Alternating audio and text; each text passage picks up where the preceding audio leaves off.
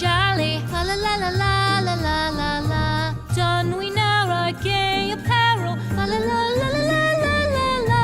Troll the ancient Yuletide carol. La la la la la la la la.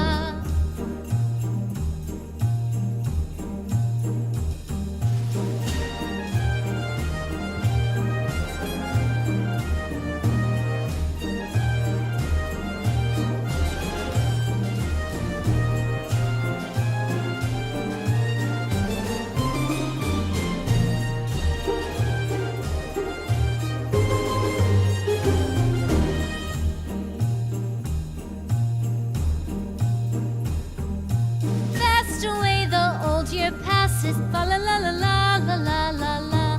Hail the new year, lads and lasses, fa la la la la la la la la. Sing we joyous all together, fa la la la la la la la la.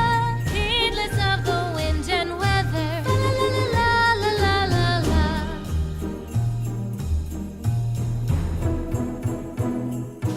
Deck the halls with boughs of holly, fa la la la la la la la la. To be jolly, la la la la la la la la la.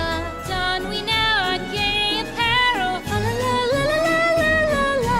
Troll the ancient Yuletide carol, la la la la la la la la. La la la la la.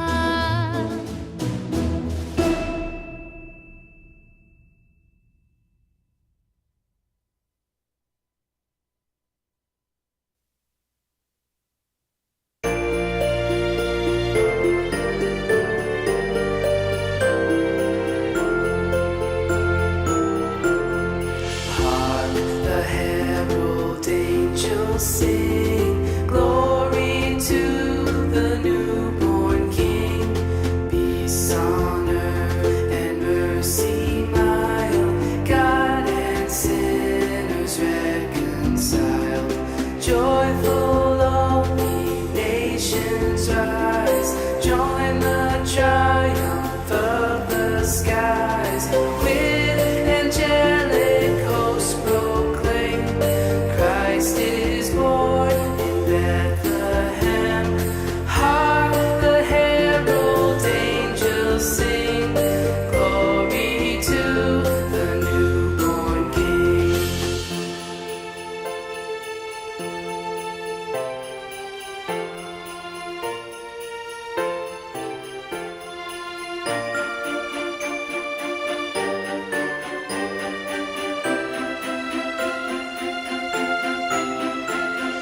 Hail the heaven-born Prince of Peace. Hail the Son of Righteousness. Light and life to all he brings. Risen with healing in his wings. Mild he lays his glory by. Born that man no more may die. Born to raise the sons of earth. Born to give them second birth. Hark the herald angels sing. Glory to the newborn King.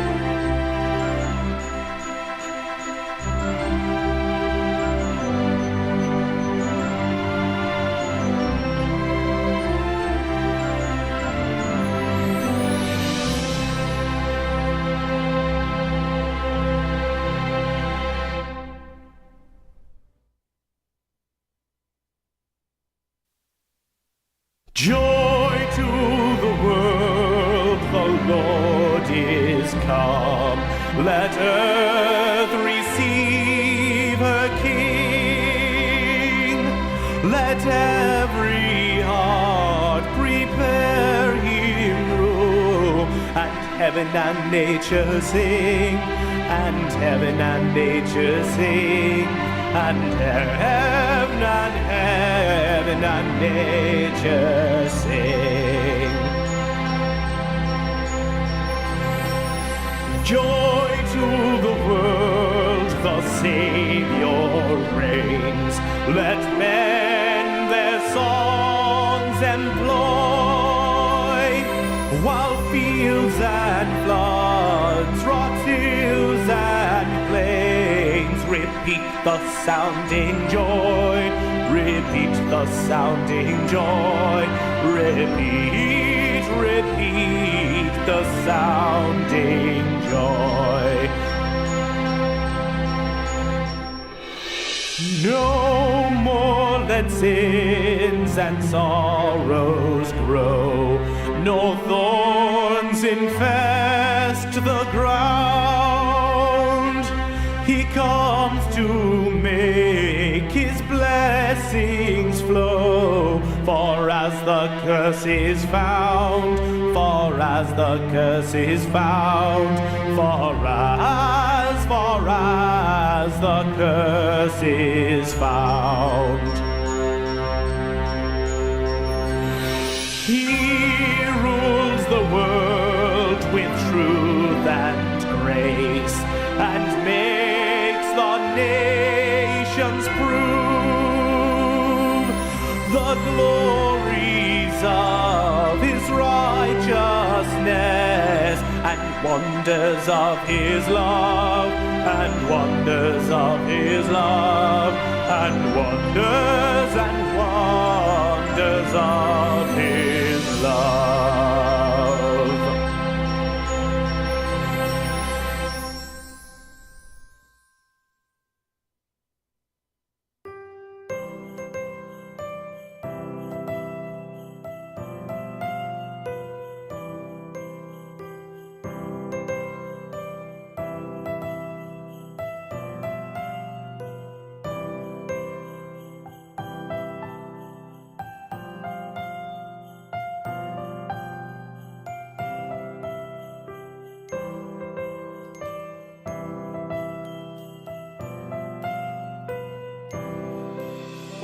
Christmas tree, oh Christmas tree, thy leaves are so unchanging. Oh Christmas tree, thy leaves are so unchanging. Not only green when summer's here, but also when 'tis cold and drear. Oh Christmas tree, thy leaves are so unchanging. Oh Christmas tree, much pleasure thou canst give me. Oh Christmas tree, much pleasure thou canst give me. How often has the Christmas tree afforded me the greatest glee? Oh Christmas tree, much pleasure thou canst give me. Oh Christmas tree, thy candles shine so brightly. Oh Christmas tree, thy candles shine so brightly. From base to summit, gay and bright, there's only splendor for the sight. Oh Christmas tree, thy candles shine so brightly. Oh Christmas tree, how richly God has decked thee. Oh Christmas tree, how richly God has decked thee. Thou bidst us true and faithful be, and trust in God unchangingly. Oh Christmas tree, how richly God has decked thee.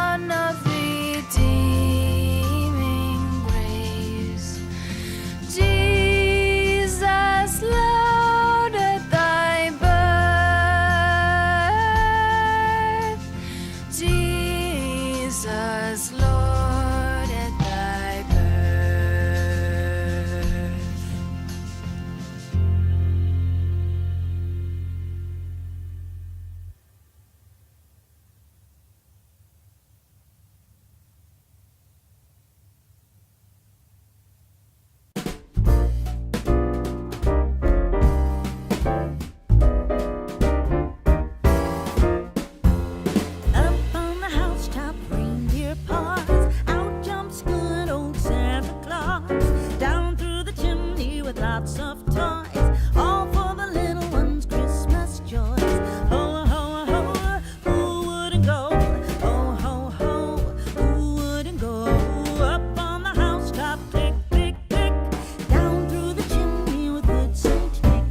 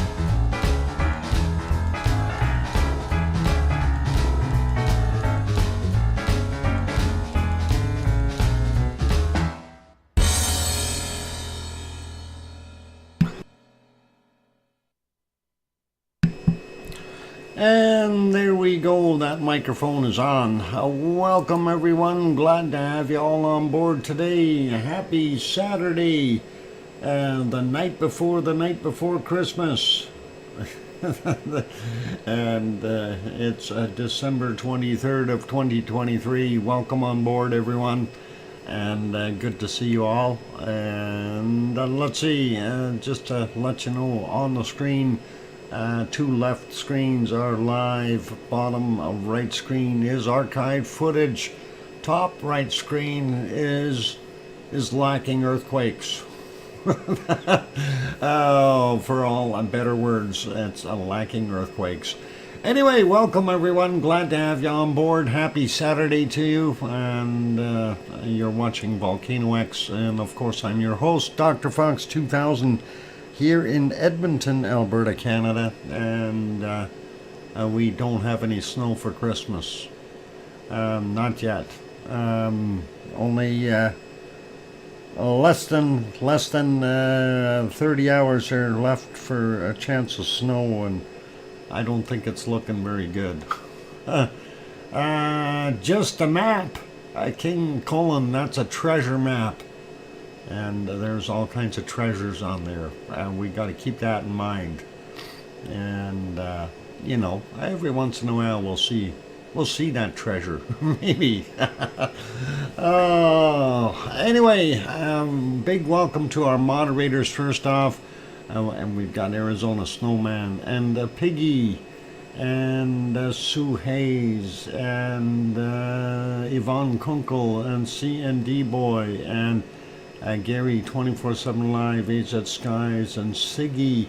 I heard Alberta was going to be a green. Yeah, unfortunately, Sue, it is. Anyway, welcome moderators. Good to have you guys on board, and thanks for helping out. I see Yona popped in. Welcome, Yona, and Merry Christmas to you, and glad to have you on board. And welcome to all of you. Actually, there's only 28, so we'll zip through the list here. Welcome to Yona, of course, and hey, Piggy just popped in. Welcome, Piggy. Kananaskis Country is here. J-Cell, Sleepy Dormouse, Lizoid, King Colin, Hermione and Fluffy, and who else we got? Mars 2028. And going up the list and trying to see spot a few others here. Paige is here. Welcome, Paige. And still scrolling up looking for more names. Augustus is here. Welcome. And somewhere along the way, oh, we had our guest moderator. He was here somewhere too. Where'd he go? We got Sleepy Dormouse already. Guest moderator, you know, Gura in Sweden. Adele is here, welcome. And let's see, Going South is on board. And looking to be going south. Who else might be hiding in the woods here? Let's see. No woods in Iceland, but, you know, hiding in the woods, proverbially. 12 mubbles already, and the show just started. And of course, Tom and Pepper are here somewhere as well. They're heading to work. I guess 'tis that time of the year. And he gets a little bit extra stuff around Christmas. Let's see, Old Nick on board as well. Brian, Perfectibility 999 is here. Let's see, I think I got most of you. Anyway, Sharon Stewart. I hear you, Sharon Stewart. I had to do it. That's it. And well, I keep on going. Anyway, welcome to all of you guys, and appreciate y'all popping in. And yeah, Merry Christmas Eve. I guess that is what you would call it. Yeah, so let's get at things, and we'll talk about Iceland for a second. Actually, I was busy for the morning here, so I'm not 100% sure of what was all going on and really haven't had much of a chance to look at anything. So we're going to rely on what we see and what we get. Let's pop over to no, that's not what we wanted to pop over to. What the heck is going on? Uh-oh, we have a malfunction at the junction. Yep, we definitely have some issues. Oh boy. I reset everything last night. How come it's broken? It's kaput. We need to fix it. Let's see if we can fix that real quick. Yeah, somehow, some way, after last night's crash, it didn't love what I fixed. But we're gonna fix it as we go. It's Saturday. We can take our time, and no big hurry. At least I'm not in a hurry. Hopefully, none of you are. And let's see. We'll make that. We'll stretch it into place here. Oh, come on. Why aren't you stretching? Oh, that's why. I see it. I hate when that happens. Okay, so we'll start out with these here. Wonderful earthquakes.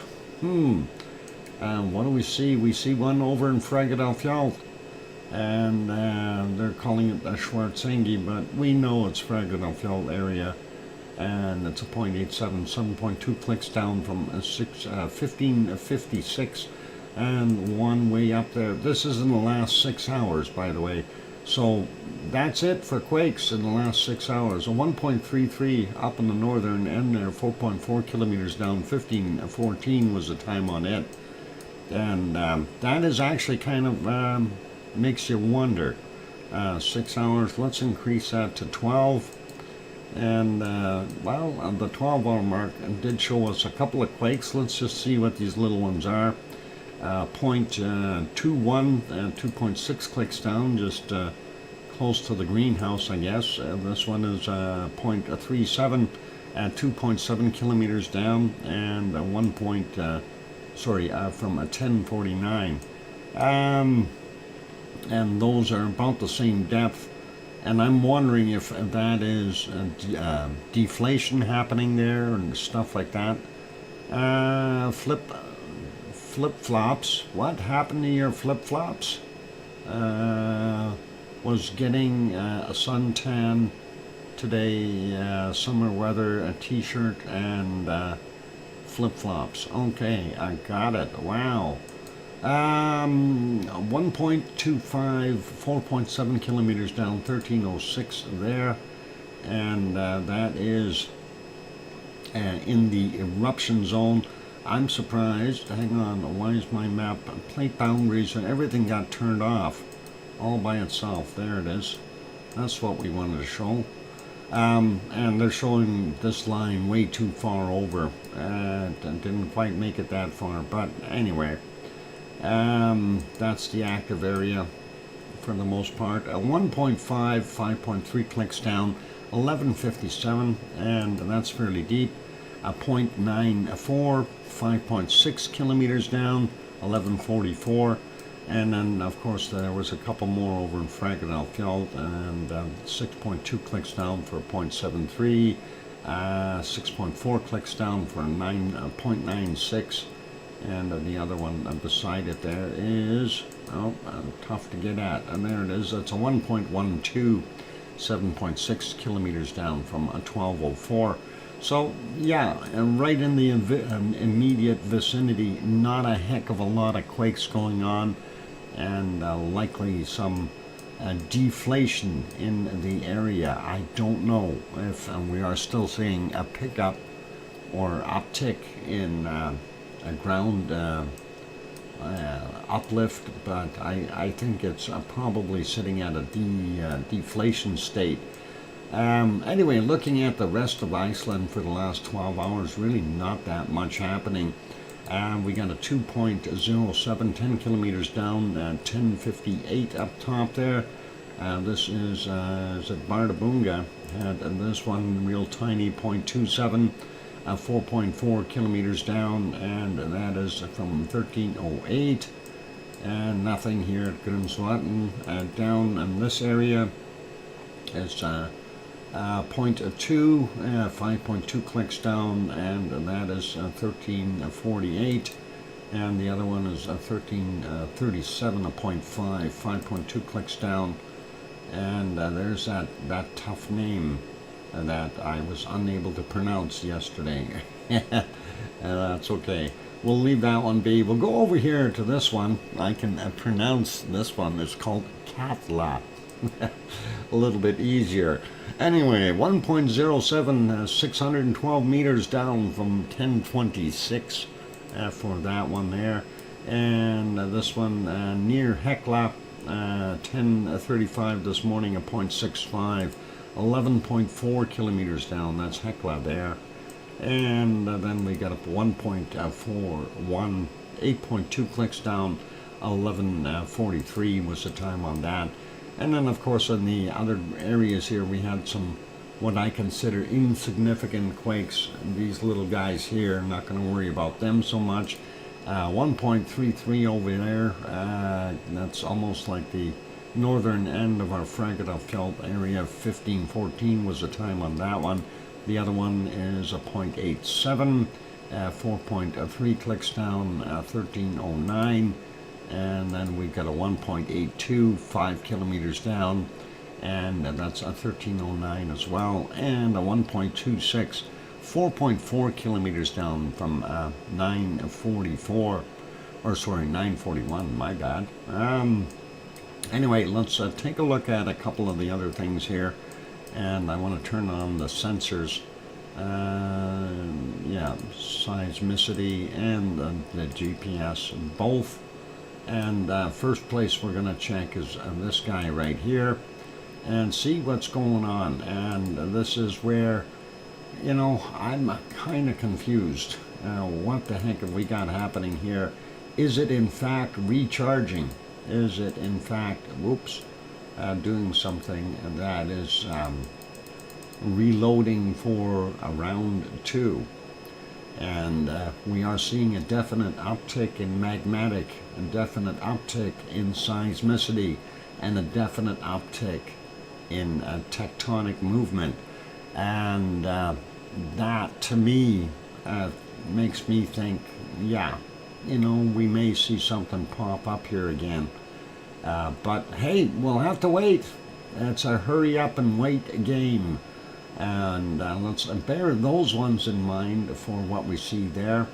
We'll get rid of that for a second, and we'll make this one smaller. We'll go over to the other one here, and this is the Grindavik one, and it does show a little bit of that as well, but nowhere near as much seismicity. Where's my, there it is. I might make it bigger. Too far. Somewhere around, oh darn it, I clicked on it the wrong spot again. When I do that, it just makes it disappear. Alright, right there, that'll work. Alright, so uptick and going from our magmatic, and this is at Grindavik, and seeing seismicity not up as high as it is over at the MEH chart, which is south of Hagefeld, and then we've got our tectonic movement, and nowhere near the uptick that we've seen on the other charts. So whatever it is, it's more localized over there at Hagefeld or to the north.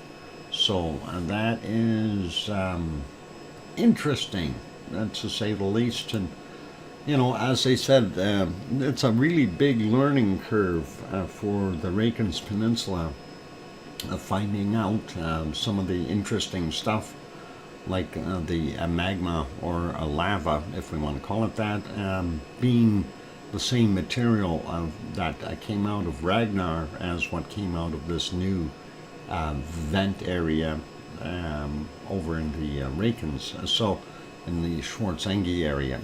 Will she pop on the 24th Europe time or 25th American time, Christmas? That is a good question. I have no idea what's going to happen. I'm hoping that we will see something. I really don't know what we're going to see in the near future here. I wanted to see what the GPS at Schwarzenegger was showing, and yeah, there you can see a definite uptick, and let's click on here. And unfortunately, we're not seeing as much uptick here. Now remember, this is kind of the level at which we had the eruption here. It wasn't there, then it dropped down and it started building up. And it was right around this area that we had that eruption. So we're waiting for this to move on up. And unfortunately, it's not doing so good yet. Hopefully we will see more uplift and something to indicate that we are getting an actual eruption again. So that is at Schwarzenegger, and if we take a look at the one over here at the Grindavik GPS station, and there you can maybe see a little bit more of a difference. Going down, let's make that bigger, and you can see down here where it did arise and then it dropped off. So we now kind of know the baseline where it should be when this is going to pop. So it's got a ways to go. It needs to get up to about here to make it a go, and we'll see what happens. Fingers crossed that we will see it and have something good for Christmas. That's all we want for Christmas. There's a little bit of get up and go. And here's the other station right here, the Sun. Oh boy, I'm not even going to try it. Anyway, let's look at the bottom of this one. Why is that one so much different? Yeah, they're missing some of it, but yeah, this is a fairly new one from what I see. Anyway, it is going up, and definitely showing that it is still increasing. And I think this is where the eruption took place here, so it is still on its way. So hopefully, so it does look like there is uplift there. And mind you, this is from the 18th yet, so they need to update those plots created. Yeah, okay, that's last data point is on the 18th, and the 23rd is what it is today. So we're missing some data on these. Darn it, I wish we had up-to-date data. That would help. Anyway, that is what we've got going on there anyway. So it is quiet, unfortunately. Not much we can do other than hurry up and wait, and hopefully we will see something. Yeah, it's old data. I don't like old data. Old data is no good. We need new, fresh stuff. But anyway, yeah, that's it's quieting down though. That's the whole thing behind it, is what are we going to see in the near future? Within, we'll know within another week if we're going to see another eruption or not. Actually, we'll know in a few days, probably Christmas Day or so. That would be a good indicator as to whether we are going to see more stuff happening. Thank you for the 5-minute warning, Piggy. And yeah, pretty awesome that way. Anyway, let's see if my broken screens here will all work. I'm trying to find the next one, and let's see if that is okay. Yep, this will work. This is, of course, Mexico, Popocatépetl. They're in Mexico City, or south of Mexico City, about 70 kilometers south and southeast, and up on the plateau, and it's not doing a heck of a lot. Here's what it was doing earlier, 12:30. A little bit of steam, smoke, slash gases coming out, and earlier as well. And it's actually just hanging right out at the on the cone here, so hard to see. That's at 9:38, and this may have been some cloud in here as well. Kind of getting into the golden time, and that was at 6:35. You can see some off-gassing, but nothing really major happening. And when we get back into our nighttime shots, we're not seeing any kind of real heavy glow. If we go back a little bit, there is a tiny bit there, as we can see right in that spot. So nothing really super wild or freaky. And going back a little bit further, there we actually seen a plume at 3:36 a.m. and that is about it. And going back here, yeah, not much else happening. So a little bit of off-gassing at 3:29. Let's put that back on live.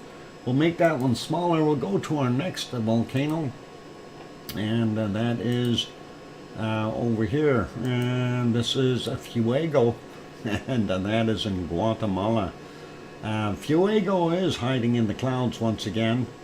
It seems to like doing that. If we go back a little ways, though, we can see some of the eruptive activity. 11:38, we can see some of that pluming going on, and still very dark, rich ash coming out of there, doing its thing. And we see here's from 10:15 a.m. looks like a puff right after another puff. So nice mushroom cloud billowing up and doing its thing, producing lots of ash and other good things that you don't want to breathe. And we go back a little bit further, 8:55 a.m. Got some clouds moving in here, but that's kind of what we had going on then. And backing up a little bit more, well, let's see. Can we see anything? Yeah, with that cloud hiding in there. Hard to see, but we do have a little bit, and then prior to that, it got into a really cloudy situation where you could not see anything but the bottom of the volcano. So clouds came in at the wrong height, and we lost visibility completely. So let's put it back to live. We'll leave that one be. Make that one smaller. Go to our next one. And there's our wonderful picture. Yes, we have a picture today. We can see, sort of.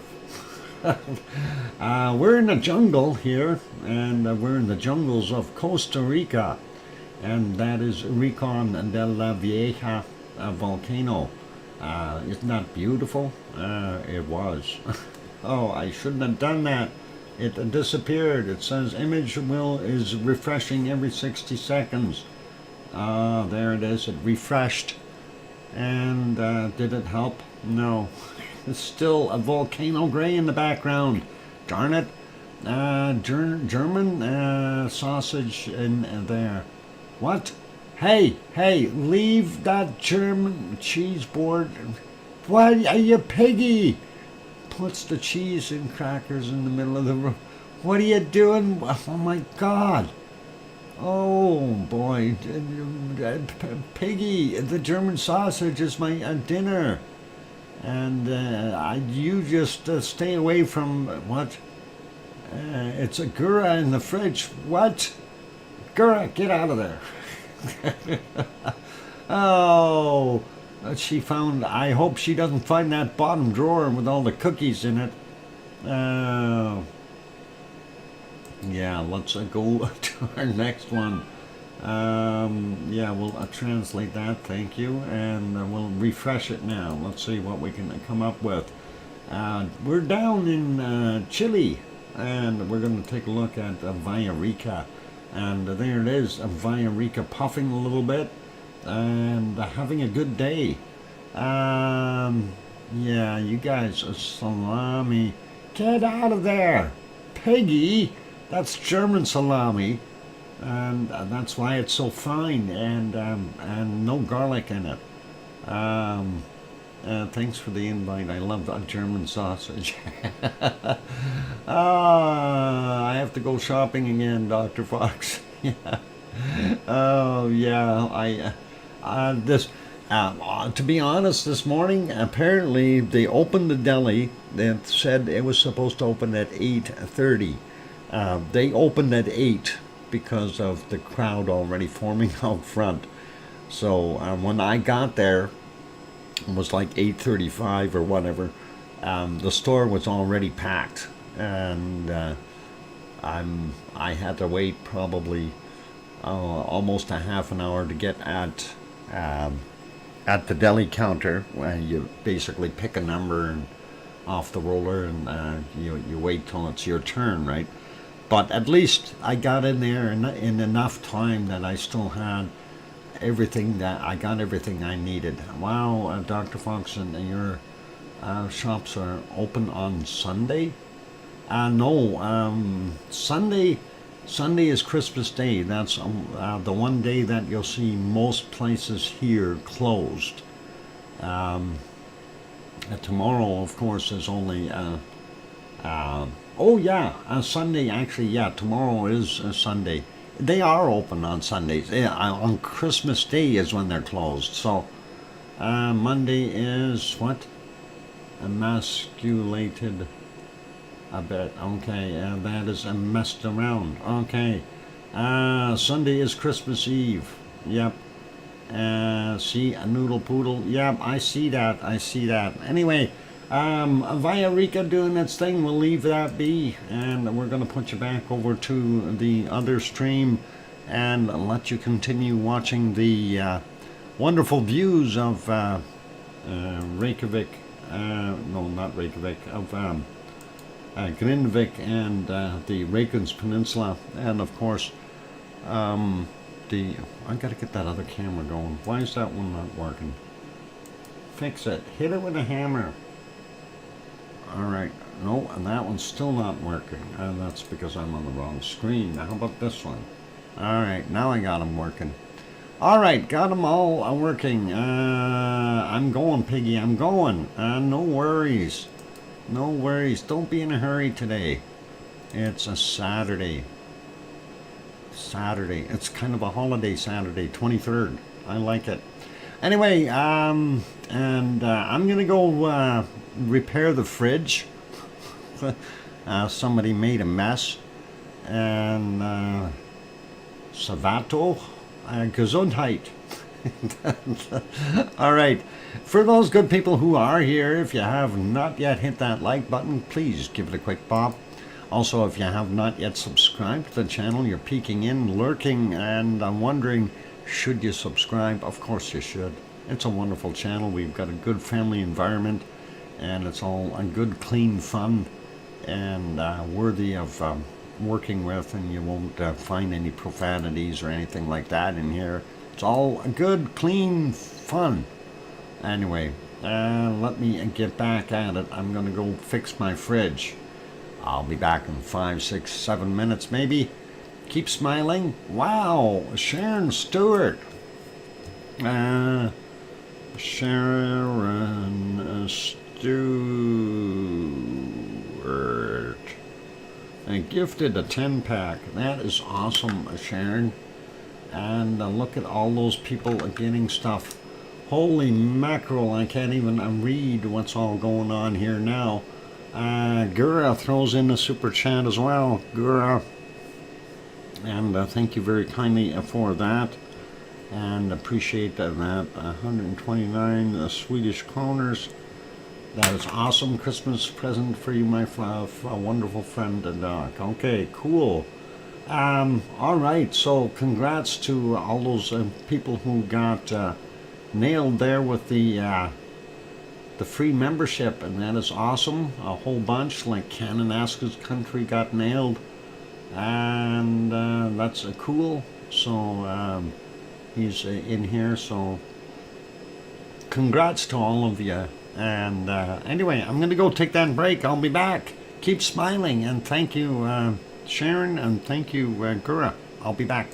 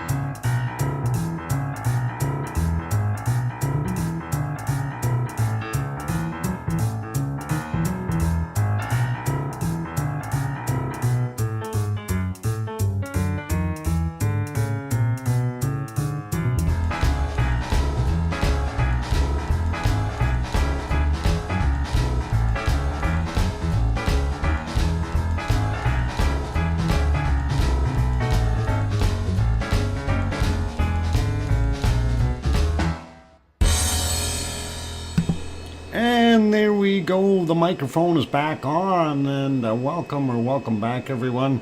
And it's actually 26, not 25, because Brian, Perfectibility 999, also gifted one, which I don't think I mentioned, but thanks, Brian, for throwing that in as well.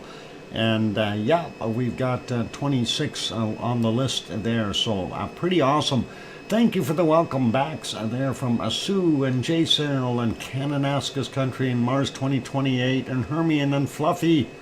It is sure great to see everyone here today. It is awesome. And thanks for, thank you everyone for supporting the channel. Thank you, Paige, as well. And thanks for that welcome back. All cool. So hopefully we'll see some of those good people popping in here, and glad they received memberships.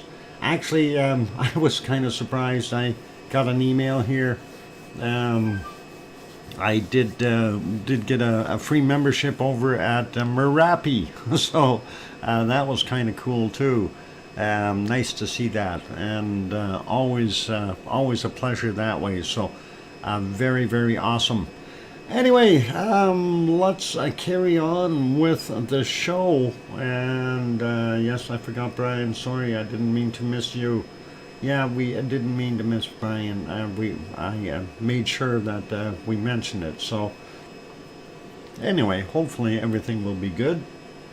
So let's continue on. Thistle, what? Uncle Fox, welcome back. I got a screwdriver. What? Thistle got another screwdriver? If a Thistle is bringing you home screwdrivers, somebody has left a toolbox open somewhere. Oh boy. Anyway, let's carry on. Thistle, the tool, a dog. Okay. Piggy threw in some funnies here, and I better load some of them up, otherwise she's going to get her snout out of shape, and I wouldn't want that. She'll pull those snout hairs back, and we'll end up being in trouble. Okay, apparently she had some earrings, and I was trying to decipher this. This looks like something. It's looks like fox earrings. With rockets on them. Is that what I'm seeing here, or is that two separate sets of earrings? Looks like fox earrings, and those aren't crayons, are they? Maybe they're crayons. I have no idea. Fox and crayons? Crayons. Crayons, Noodle. Okay, well, they look like little rockets. Oh, am I bad or what? All right, crayons. Crayons and foxes. I guess I'm going to get bopped after all. Oh, it's going to hurt. It's going to hurt. I know it's going to hurt me more than it will hurt her. Anyway, let's see what else she had here. Some of the stuff was, I don't know if we want to call it funny, but, they're just in general Christmas and New Year's greetings. That's a kind of a neat shot. A Merry Christmas and Happy New Year for 2024. That's pretty awesome. And let's see, what else we got here? There's a couple more like that. We had maybe this one. This is kind of nice. I like that. Merry Christmas and Happy New Year for 2024. And that is a pretty cool looking set of stars, if you will. Not today, it will hurt me more. Uh-oh. All right, Piggy, we'll call it a truce. We'll call it a truce. Anyway, a couple more of these, and then we'll get back to our stuff. And of course, here's another one here about 2024. This is more of a Happy New Year as the new year approaches us with hopes anew here is to wishing you and your family a wonderful year ahead. Very nice. And thank you, Piggy, for sharing those with us. And we got one more. And let's see what we've got. And we'll pop down here and just peek at it. Where is it? Gotta be here somewhere. Yeah, I've got these in the folder here. I'm looking for it. I need more trotters to count. Okay, here it is. And this is the bag of goods. This is for your coffee, of course. And everybody wants to have tailors of Haragat, hot lava java ground. So that is your lava java is a ground. You can get the coffee, and I think that's what it is. Roast coffee, number 6. That is pretty awesome. And yep, hot lava java. That is pretty cool. Or hot. It's pretty hot. Okay, let's leave that be. Let's stop with the shenanigans, and we'll carry on with the show here. And Paul Williams popped in, as well as Sarah. Good to see you guys. And all right. And Kananaska's country is green again, so that's good to see. Anyway, looks like things are swinging around there. We do see on our camera there on the top left, we see some glow spots. Unfortunately, nothing that is really wild. Let's see if we can make that a little bigger here for a second. And still seeing those glow spots. So there is still some heat in there. And of course, we're seeing them in various places. Even over here, we still have a hot spot. You know, as we see off in the distance. And of course, these ones up front here. So don't know what to think of all that for right now, but hey, so far that's what we've got going on. Let's leave that be. And yeah, those hot spots, and they're gonna stay warm for a while, even though it is snowing and stuff. Let's continue on, and we'll go to our next port of call, and that is over in Indonesia. There we go. And that, of course, is Merapi. And will Merapi make us happy? Let's go back just even a little bit here. And we see that it was. This is 4:15 a.m. Of course, we start the show 3 hours earlier, so we get to see a little bit more of that nighttime stuff. And there I moved it ahead just a little bit. You can see how it was getting brighter, and we had a little trickle of bacon coming down there. So as we would call it, bacon seed material coming down, and nothing too large there. And I'm just trying to see if we had some other eruptive activity here. This one, again, this is kind of about the same. Not really anything too heavy or intense. This one was a little bit better than the first one we looked at, 3:54 a.m. So pretty cool, or hot again. Lava is always hot. It's always hard to define whether it's cool or hot. Wow, lava is typically hot. If you see it glowing, it's hot. If you don't see it glowing, well, if it's dark, you still got to be careful. It might be hiding a secret.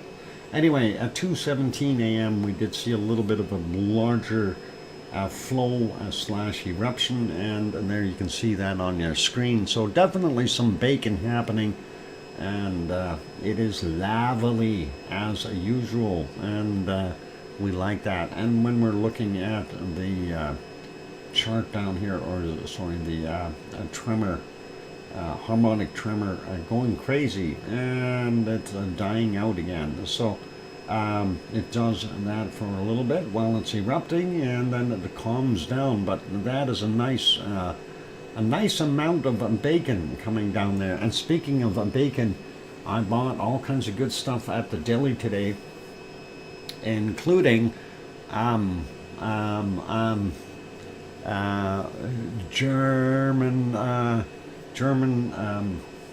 turkey bacon. Yeah, Piggy, it's a German turkey bacon is what I bought, right? I had to think quick about that. If she would have heard that, she would have had questions. German turkey bacon for my rouladen, which I'm going to make on Christmas Day. I knew that was a good save. Oh boy, I could have been in trouble. Anyway, I don't think she heard me. She's maybe getting coffee or something, or fell asleep, one of the two. I'm hoping that she maybe fell asleep. Anyway, let's carry on. Go back a little bit further. This is a nice shot of bacon there that we seen coming down the hill, and we had a little bit more a little bit earlier. And there's at 1:52 a.m. a little bit of that bacon coming down the hill. So Merapi is doing its thing, giving us our Christmas lava, and that is nice to see it give out a little bit. And pretty awesome to have that happening. Let's see, here's a quicker one. This is a little bit further back. Let's see if we can back that up just a little. There we go. So 23:17 was the time on this one. And as you can see down in the IR, it was already hot here from a previous flow. But again, nice bacon flow, if you will, down the side of the mountain. Doing its thing, so very nice to see that producing and performing accordingly. And yeah, you gotta love it. It is nice. Watching that wonderful bacon coming down the hill, always a pleasure. Galactic Market Analyst. The volcano is erupting, is in eruption mode. Yeah, that was at 23:18 yesterday, our time, tomorrow our time. No, yesterday our time, their time. Anyway, they're on the other side of that international date line, so don't confuse me. That's what it was doing at 23:18 on the 12th month, 23rd day for there in Indonesia. And that is, of course, Merapi in the central Java area. A little bit more, it kept on doing that. There was a few more little flows, nothing too crazy there. 22:10 we had a little one. And let's see if we can go back. I don't think there was anything super duper prior to that. They did switch the cameras around a little bit, and it's always a little bit more difficult to see then. Moved back to 1847. We see in the IR that there was a little, but we don't see that much up on the mountain. And as we go back even more, they had the IR switched, and you can see a little bit at 18:28 or 6:28 p.m. their time on the IR cam. So does Merapi make us happy today? You bet. It did what it's supposed to, and that is the current view of Merapi right now. We do see just a tiny bit of lava there. You can see it in the IR a little bit better, but definitely performing and doing what it's supposed to. So excellent stuff. Moving on to our next one, and this is Mount Ruapehu in New Zealand. And I don't believe we're going to have a view of the volcano at all today. Obviously you can see the neat cloud formations, but no volcano in the background. Yeah, it's all covered up with a cloud. And even when we go back all the way to sunrise, you just see a little bit of the volcano there, and that is about it. So that is Mount Ruapehu in New Zealand. Let's take a look at the other shot in New Zealand, and that is Taupo, of course. And whoop, I want to make that bigger and flick the screens here. So yep, we're having a flea market. These are artesian fleas, please bring your umbrella. It is raining in Taupo, and that is important to understand. You need an umbrella. You have to keep your turkey and bacon. Yes, yes, Piggy, turkey bacon.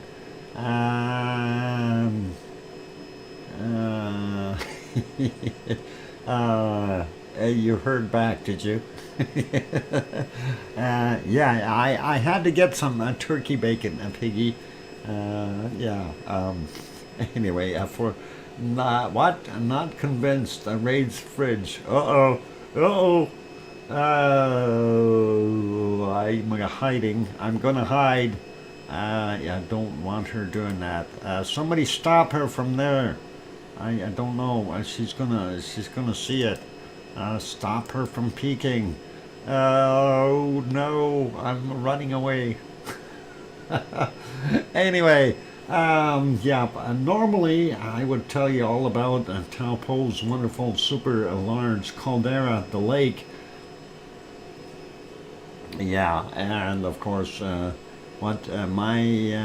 Toblerone chocolate arrives today. Ooh, that is awesome.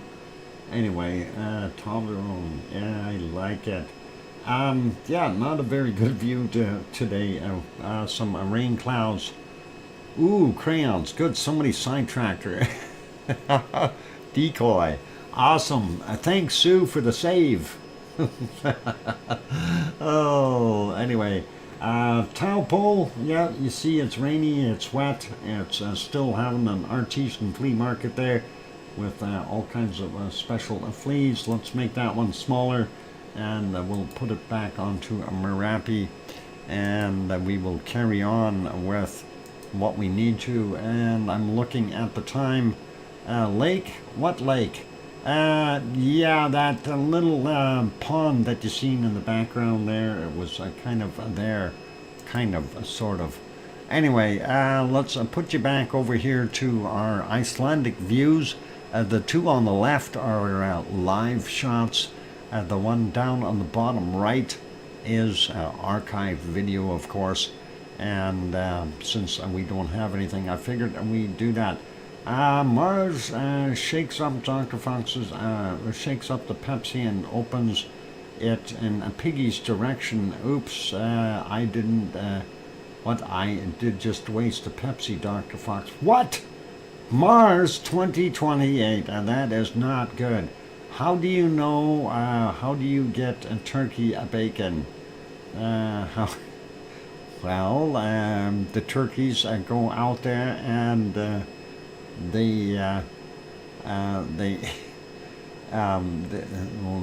never mind. That's it. I plead the Fifth Amendment of the United States Constitution. If you say nothing, you will not end up getting in trouble or something like that. Let's see, and what we got going on. And all cool.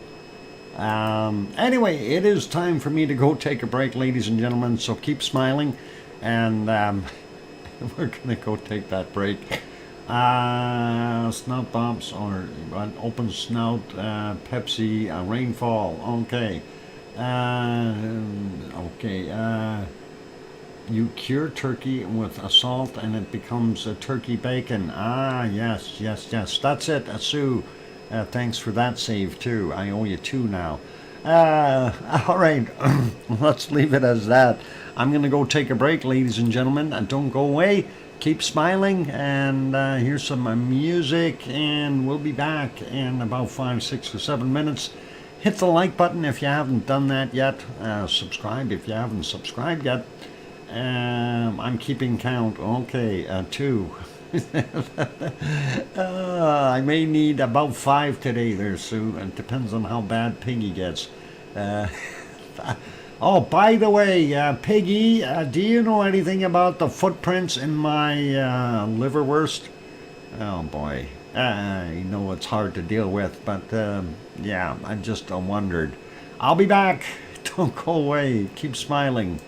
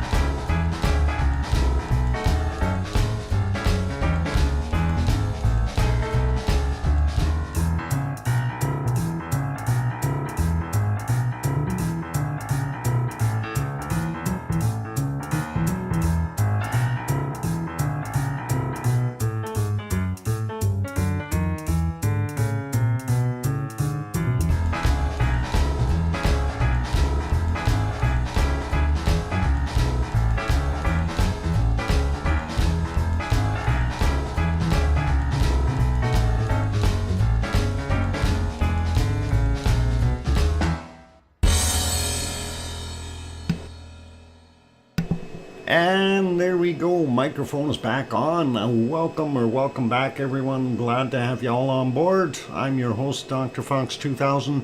You're watching VolcanoX live stream, and glad to have you all on board. It is kind of halfway through our show, so our next thing up will be bacon seeds right away, which is pretty awesome.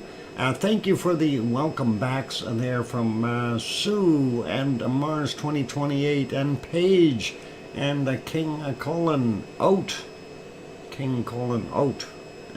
And all cool. And thank you very kindly. And thanks Going South Lagged. Okay. Oh, good. And thanks Hermione and Fluffy as well. And Paul Williams, good to have you here. So, welcome and thanks. All right, so yeah, before we move over there, I just wanted to mention, well, of course, I went out shopping this morning, and hence the full fridge. And Piggy would have noticed that. Anyway, I did go over to Safeway as well, and actually, it was over at the, was it Safeway? Yeah, Safeway. I found a bag of mixed nuts that are still in the shells. And I thought, treat that little squirrel fairly good by giving him cookies every day. And I thought, well, how about some real nuts today and for Christmas? So I went and got a bowl and put a bunch of the nuts in the bowl. And as I go out to the balcony, I see the squirrel is there in the tree, and he's watching me. And I said, "These are for you." And I set him down, and I've never seen a squirrel get big eyes before. And it's like his eyes just got really, really big looking at this bowl full of nuts. And of course, I set the bowl down, I step back off the balcony into the apartment, and he's right down there picking out the ones that he can use the most. And unfortunately, the walnuts that were in there were really large, and that was one of the things I noticed. They were really, really big walnuts, and he couldn't carry them, so he left the walnuts behind. I ended up going out and cracking the walnuts in half, and after I did that, he had taken multiple trips already with all the other nuts, bringing them to his den, I'm assuming, or hiding spots, and whatever they do. Anyway, he come back, and he was sitting on the balcony for, I don't know, almost an hour eating walnuts. So that was pretty cool to see, and I'm happy the little fella was in good spirits. And like I said, I've never seen a squirrel really pop his eyes open like that. Like, you see, the old expression of you get big-eyed when you're looking at something really spectacular. But yeah, and of course, the little squeaks coming from the squirrel the entire time, it's like, ooh, this is for me, wow, and this guy is nuts. He has, but he has nuts. I'm confused. Yeah, there you go. Anyway, you got cookies and nuts today, so it's almost like Christmas for him. So, and he'll get some more nuts tomorrow. We'll empty the bag. And that'll all be good for them. So that's all good food. Typically, they're usually hibernating at this point in time, but it's so warm here that he hasn't been, not yet anyway. Let's get over to our next thing of fun and frolicking and happiness. And of course, that is our wonderful bacon seeds. And this was the last one from yesterday. And let's get on to the ones from today. Squirrel thinking this guy is nuts. Yep, you bet. He is, in a way. And there is a piggy with a hat on. And I wonder if this is a theme. reindeer in a rut in December this year in UK. Normally in November. I wouldn't want to be anywhere near him. Here's that same piggy, and where, look, this is a piggy. It's just, you know, piggy. It says right on top of his hat there, PC, pig constable. Anyway, that is awesome and good to see that. Let's see what our next bacon seed looks like. Oh, here's another one wearing some kind of a head adornment of some sort. Flowers in this one, and that is pretty cool. UK police pig, yep. And let's get to the next one. This one appears to be, well, I don't know, he's got one of them fancy cell phones in his ears, and he's probably talking to somebody. Not sure, maybe he's a Texas Ranger.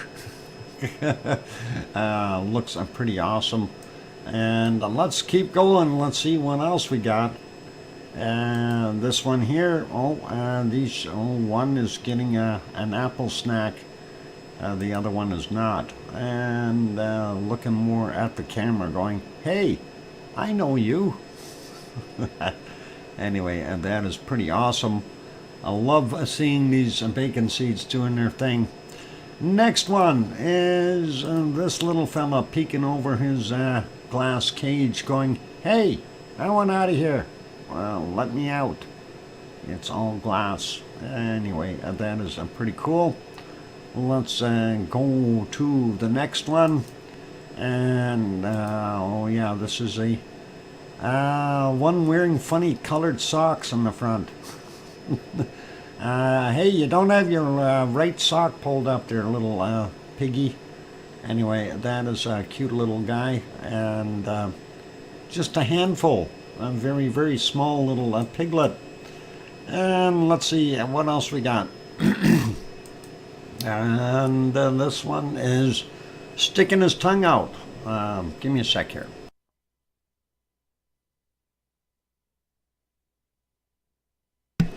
Okay, and yeah, the tongue sticking out, of course, really cool. Like the way they do that. And he looks so fuzzy. You just want to cuddle little guy.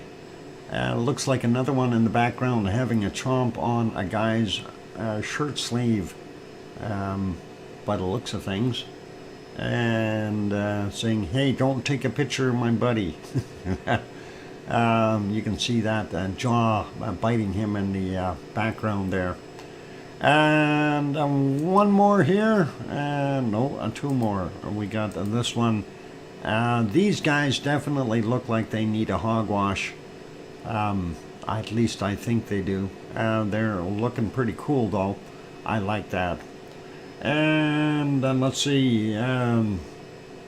We got one more bacon seed to go here.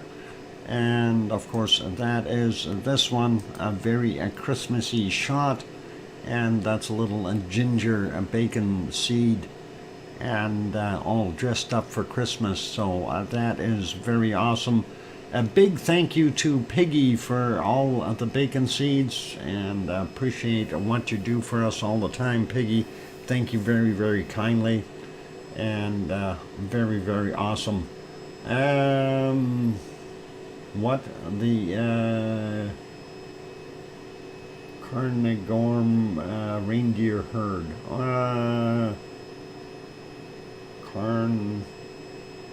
Carnegorm reindeer herd. Reindeers? I don't know. These don't look like reindeers to me. They're piggies. Anyway, let's leave our wonderful piggies be. And thanks again, Piggy, for sending those in. And that is all awesome, and we'll see what we can shoot for. Maybe tomorrow we'll just do bacon seeds that are Christmassy kind, and very, very awesome. All right, let's carry on with our stuff here. We are off to Semeru, I think. Is that where we're going? I think we are. Semeru, East Java, Indonesia. I'm going to see if I can make that live before we do anything, and make sure it's there. There it is, and we see it. It's in the wee hours of the morning, 5:20 a.m., and we see the close-up shot of the caldera. And of course, Semeru is in East Java, Java Island in Indonesia, and it is a very prominent player in the volcanic activity game down there. And let's see if we back that up a little bit, get right from that transition from color to black and white. This is the last color scene, and you can see on the other side here it's almost getting a little bit lit up. So if we go back a little bit further though, let's see if we can find the old poof here. I want to back that up just a little bit to see where the eruptive activity actually popped. Let's stick it back in the bottle. It's like putting the genie back in here. And there we go. Okay, that's right at the beginning of it. So we'll be able to see it pop. Unfortunately, they switched to black and white. It must have been too dark to be able to do it in color. But there you can see a little bit of that strombolian activity, throwing out some little shots, and pretty cool to see. And of course, then it started to billow out smoke and gases and other tephra style ash, etc., etc. So kind of awesome. It was staying lit up during the night, as we can see there, and we can see a plume kind of went off of it there. I want to see if we can get to the start of that one. I just need to be back a little bit. Let's back that up a little bit more. There, yeah, this one. So there again, you can see that strombolian explosive activity there, and a little bit of bacon flying in the air, but not enough to go dribbling down the hill all the way. Just a little bit. Very effusive material, and lands and cools and sticks. So that is always nice. Let's see if we go back a little bit further here. We did have another little bit of a pop right around here. Let's see if that gets close. Very close. We'll see it in a second. This is at 151. 152 is what it should be roughly. Let's see. Yeah. Oh, I kind of hit that button. All right, so there you can see that glowing, and 1:52 a.m. at their time. A little bit bigger burst that time as far as material being thrown up. So we see a few of those lava bombs hitting there. Some of that spatter getting on the edge of the caldera, and that is pretty cool, or really hot if you're touching it. And let's see if we go back. It had multiple of these little events. This is another one in here. Let's see if we can back that up to about there, from nothing to explosive action. So I don't know if I want to really call it super explosive, but it definitely pops with a little bit of get up and go, and you can see some of that. Now, when we look at it from this viewpoint or angle, we don't realize, but that is probably 100 meters up in the air, 200-300 feet, as far as what it's throwing up there. And that gives you a little bit of a better idea of what actually happens. The moonlight was pretty intense there as well, and you can see that on the other camera. If we go back a little bit more, well, we have more of that eruptive activity. And let's see, and this one had a little bit of flow. Let's see if we can get it to the right spot. Nope, maybe back a little bit more. Yeah, from here on, that's about 10 seconds earlier. And it did pick up. This is back to 10:26 p.m. on the 23rd for them. They're already on the 24th or Christmas Eve. So that is what we've got. Welcome, John Raper. Good to see you. And yeah, a little bit of activity there.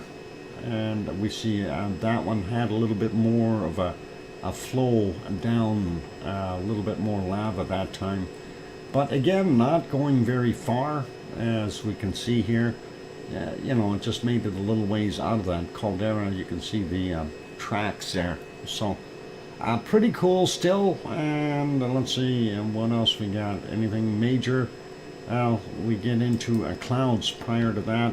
This is another one here where we see a little bit of off-gassing. I don't know if there was anything really major that we want to look at there, but that's kind of it. So Semeru definitely active. 4-minute warning. Thank you, Sue. And that is the current picture at Semeru right now.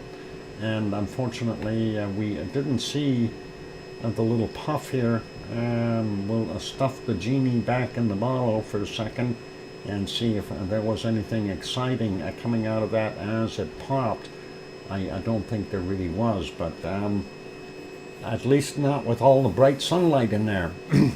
So that is cool. And that is playing. That was actually fairly slow coming up there, so taking its sweet time. All right, let's not worry about that one. That is pretty much current there. There we are, back to live. So that is all cool. And let's go over and see if at all has anything good to say. We'll see if Madame Rusa has any new ones today. And December 22nd, so no, she does not. She's still got the old one. We'll leave it be. I'm not going to worry about that. And I don't think Lava TV Cabs had anything going. No lives on Mayon. And no shorts on Mayon. Nope, nothing. So we're all good. Sunday seed, Christmas Eve. Yep, Sunday, Christmas Eve seeds. Piggy sent Christmas Eve seeds. Likely Santa stuff and things like that. Anyway, let's put this back over here. And our two left screens, of course, are live views from Iceland. Bottom right is archive footage. And the top right, of course, is our earthquake map. And that is what we've got going on the screen right now. So hopefully that will keep everyone happy for the duration of the break. Kim Raudenbush, to all is a little short. Hang on, Kim, what's going on here? Where, oh my God, Kim is here. Kim, we know you all very well. Never mind. Okay, we'll leave it. It's Christmas. I'm not gonna pick on Kim. It's Christmas, and that's pretty good. I just showed up. Yeah, welcome there, Kim. Good to have you on board, and Merry Christmas to you. I know that's gonna make them flip, going, huh? I didn't get insulted. It's all good. Have a eggnog. Oh, hang on, I don't have any. Sorry, no eggnog here. I have to get some tomorrow morning. Anyway, that's it for right now. I'm gonna go take a break. So, let's see. Yeah, for those good people who are here, if you have not yet hit that like button, please give it a quick bop. That'd be really, really awesome. Also, if you have not yet subscribed to the channel, consider subscribing if you are feeling that the show is worthy. And on that friendly note, I'm your host, DrFox2000, here in Edmonton, Alberta, Canada. I will be back in 5, 6, or 7 minutes. And then we will carry on with our stuff. We're going to have a look at Japan and maybe even over a quick peek at Yellowstone. Since it's daytime, we'll be able to see something. Anyway, I'll be back. Keep smiling, and here's some music. Don't go away. Hit the like button. I'll be back.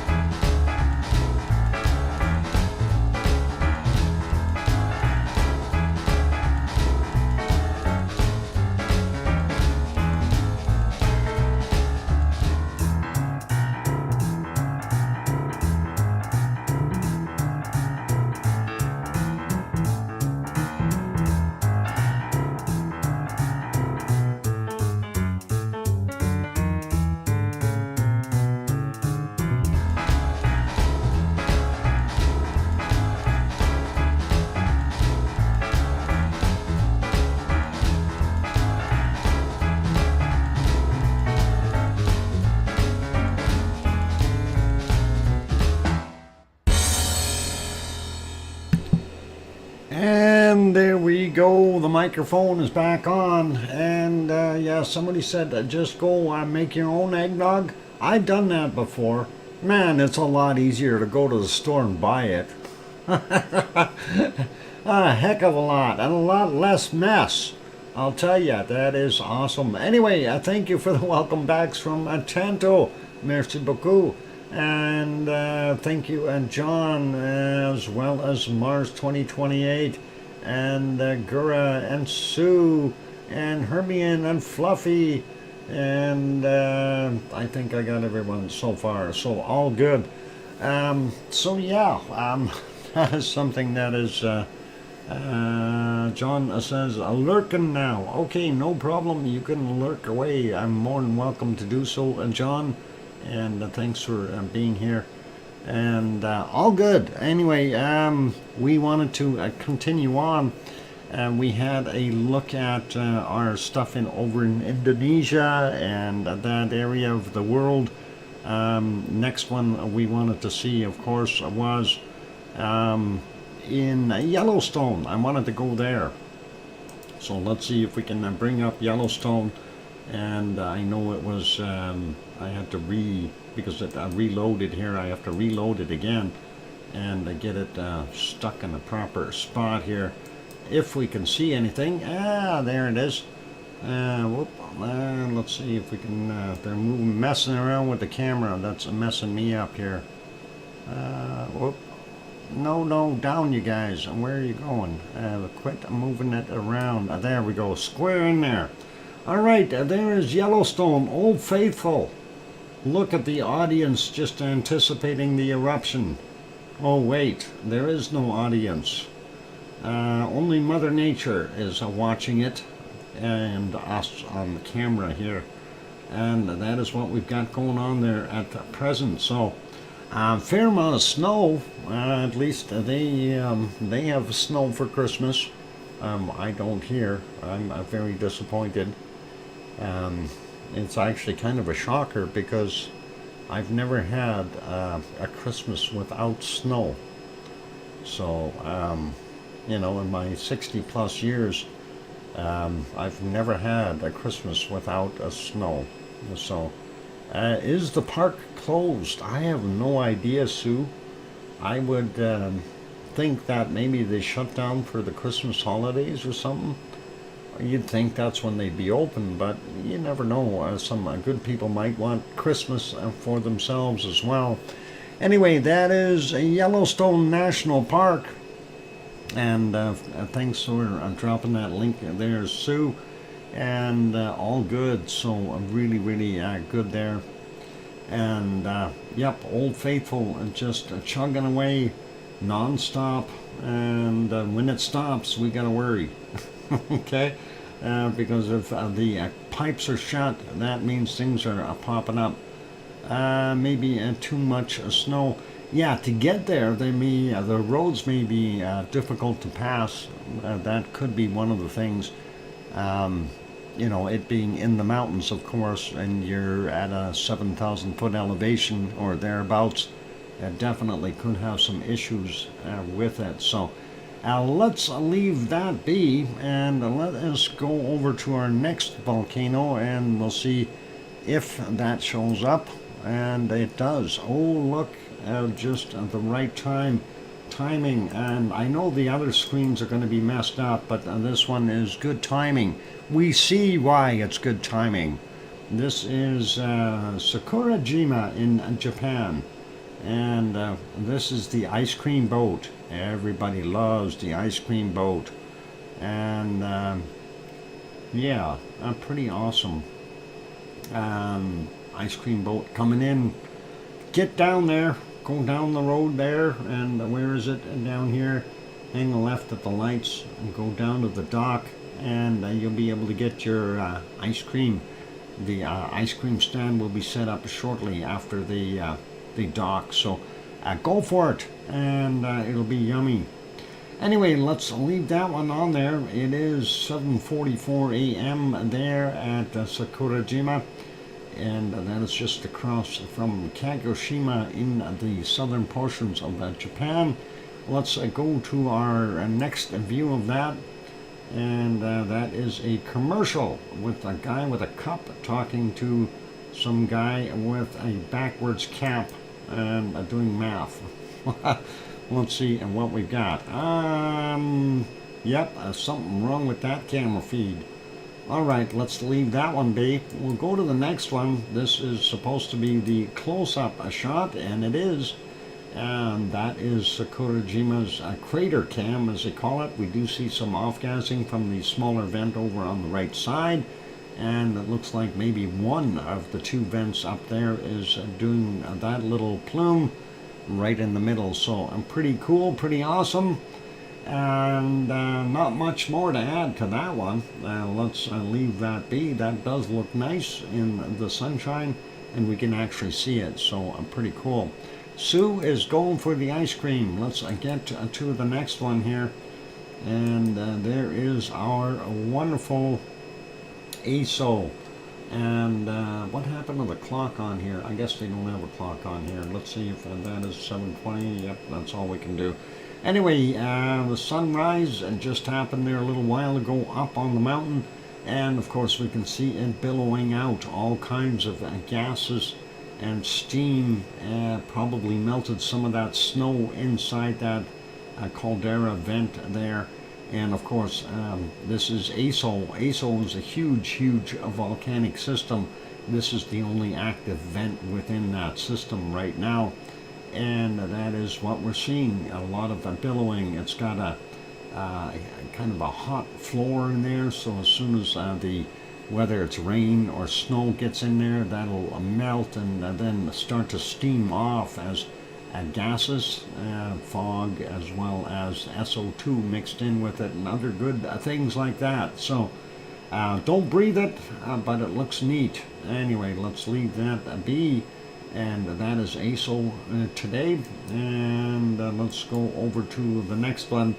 And that is Asama. Asama-san is approximately 100 kilometers to the northwest of Tokyo. It's a 747 there. No, that's not an airplane. That is the time. And we're not seeing much off-gassing from it at all. Going back just a few minutes here, 45 minutes, we do see a little bit of a plume.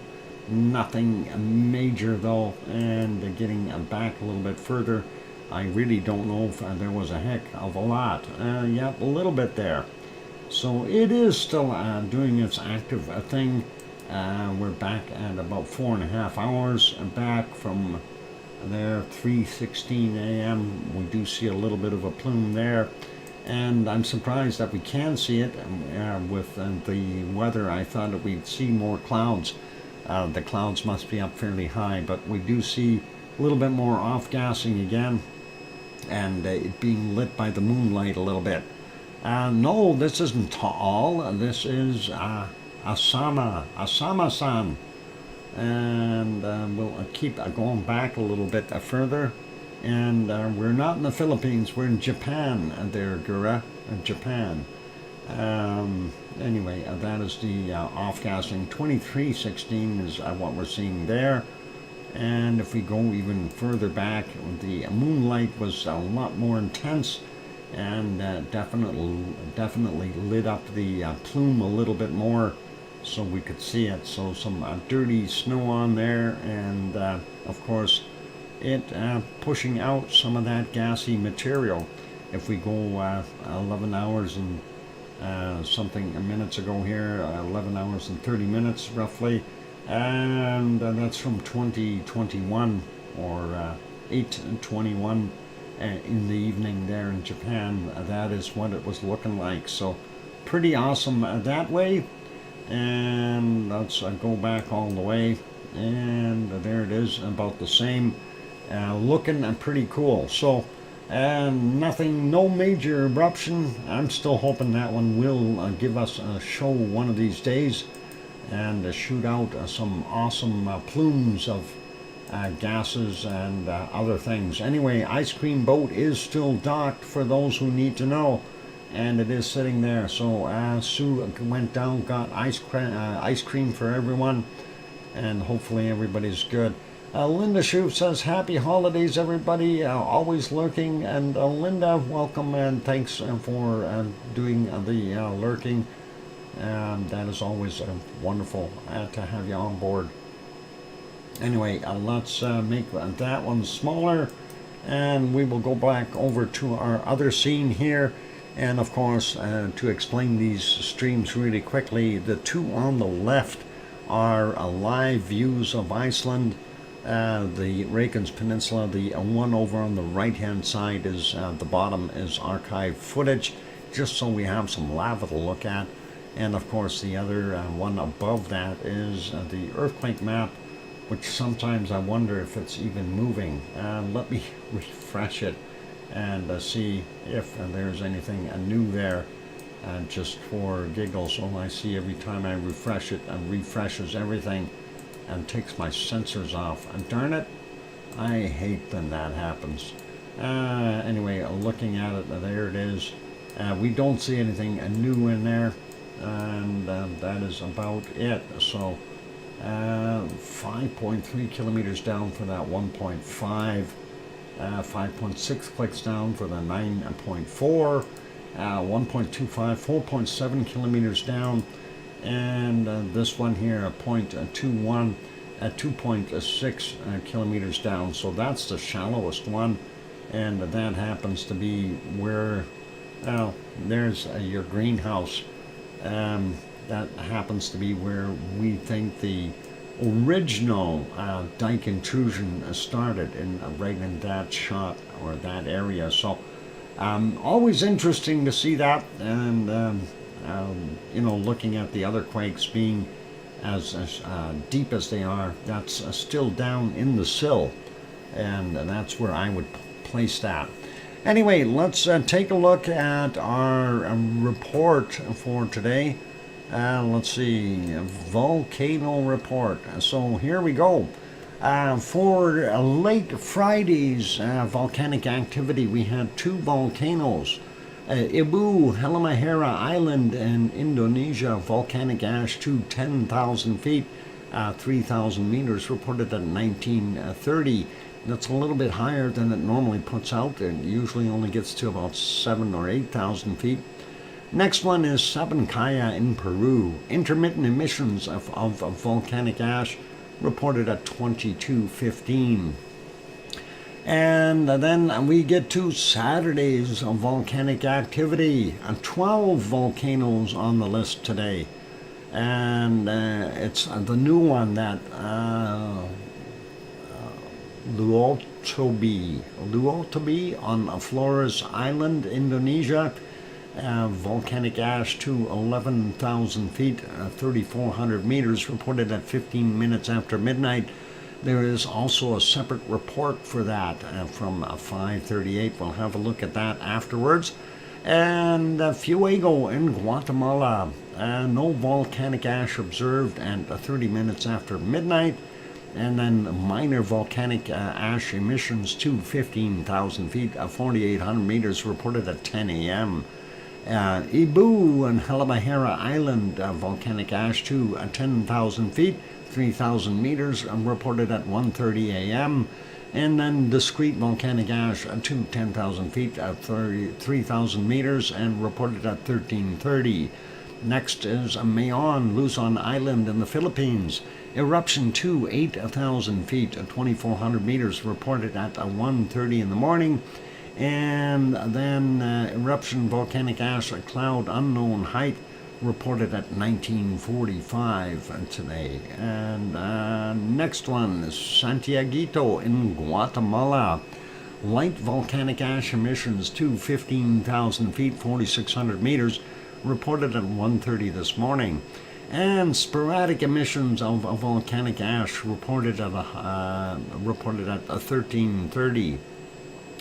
Next on the list, Ibico, Paramashir Islands, Kuril Islands in Russia, and eruption to 17,000 feet, 5,200 meters, reported at 1:45 a.m.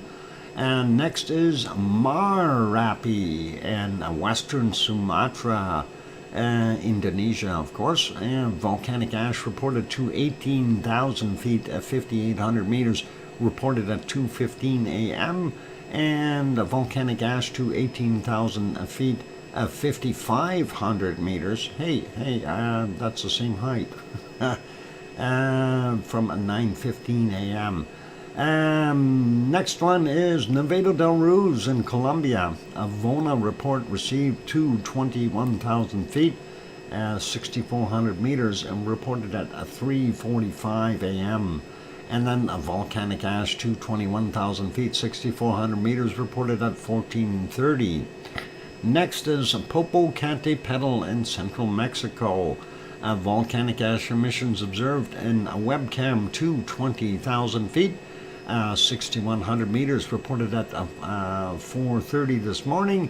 And then a very large volcanic ash emissions to 19,000 feet, 5,800 meters, reported at 16:30. Very large, huh? We missed that somehow. I think that might have been in the clouds. And Semcaya in Peru, continuous ash emissions to 25,000 feet, 7,600 meters, reported at 9:30. Continuous ash emissions to 24,000 feet, 7,300 meters, reported at 15:45.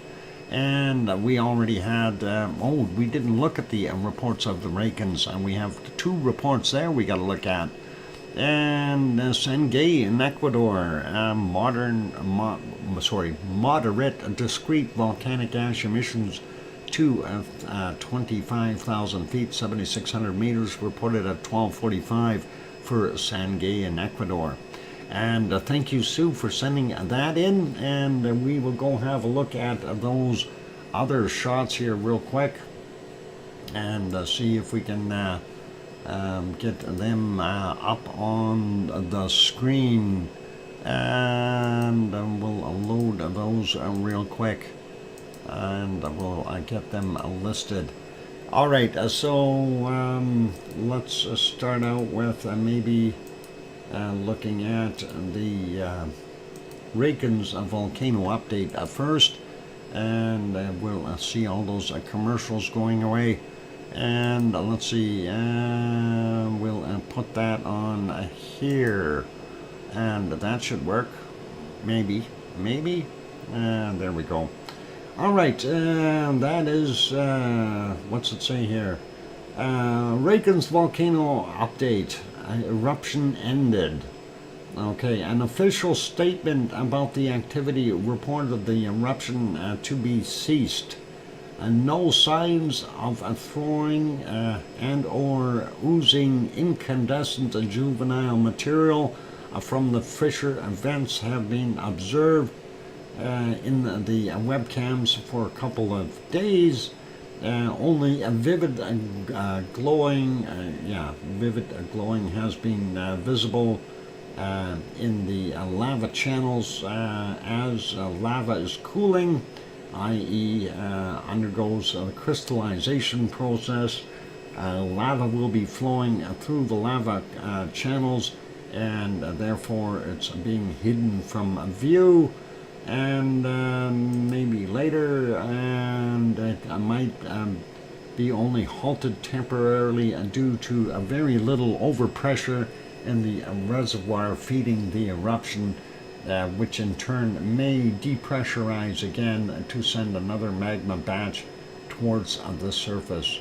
Anyway, seismic recordings detected nearly 90 earthquakes in the area, and let's see, over the last 24 hours, the strongest was recorded at 1600 at 1.6 in magnitude.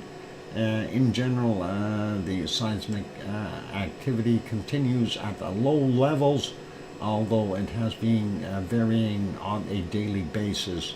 GPS stations and satellite measurements continue to monitor Schwarzschild region uplift, meaning that the magma continues to accumulate within the dike.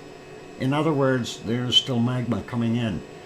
In the case of another eruption, it will most likely estimate a region of an eruption to occur between what is it?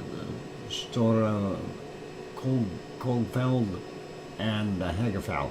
So, yeah, same area, in other words. And that is kind of what they're talking about.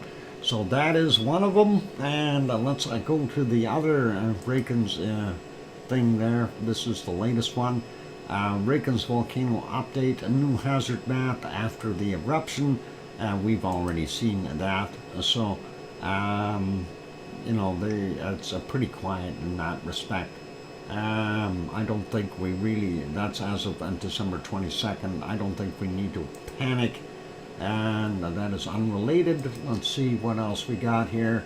It is a break time, so we'll just finish this one off. Since the eruption has been officially reported ended, the hazard map for the region was updated, coming into effect at 1600 local time yesterday. What essentially risk zone 5 and 6 in yellow and 1 in orange remains, but the danger in the highest risk areas 2, 3, and 4 decreased by 1 level. Okay, so that's what we've got. In other words, things are calmed down there. And we'll leave those two be. We will come back and we will see our Luotobai.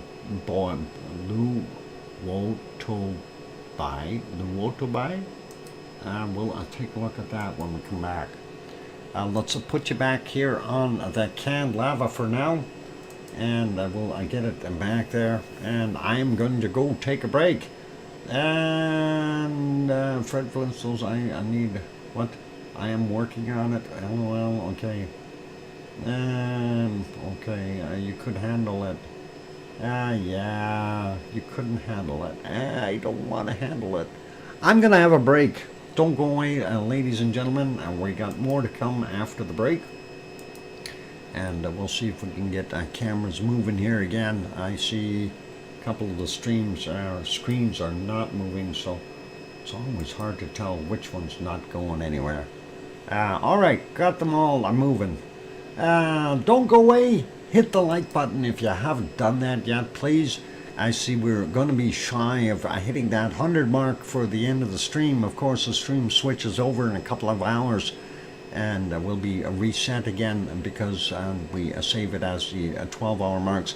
Also, if you haven't yet subscribed, consider subscribing. Doc can handle it. Okay, that's crazy to let residents celebrating in Grindavik. I don't know if I'm going to be too pushy with that, but I think that is a bad idea. Stay where you are for right now. And that would be probably the better scenario. Here's some music for those who are going to stay. Enjoy it, and I will be back in 5, 6, or 7 minutes.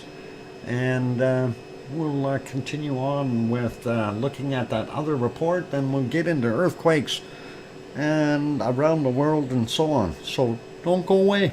I'll be back.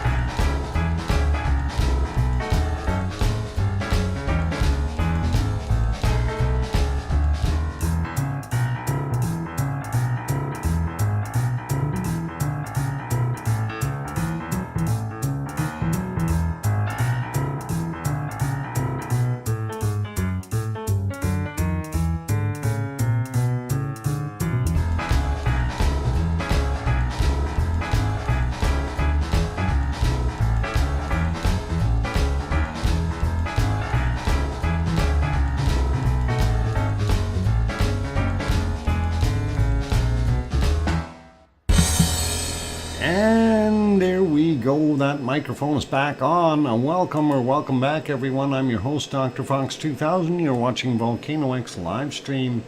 And let's see, Michael popped in. Welcome. Good to have you on board. And thank you for the welcome backs from Tanto. Merci beaucoup.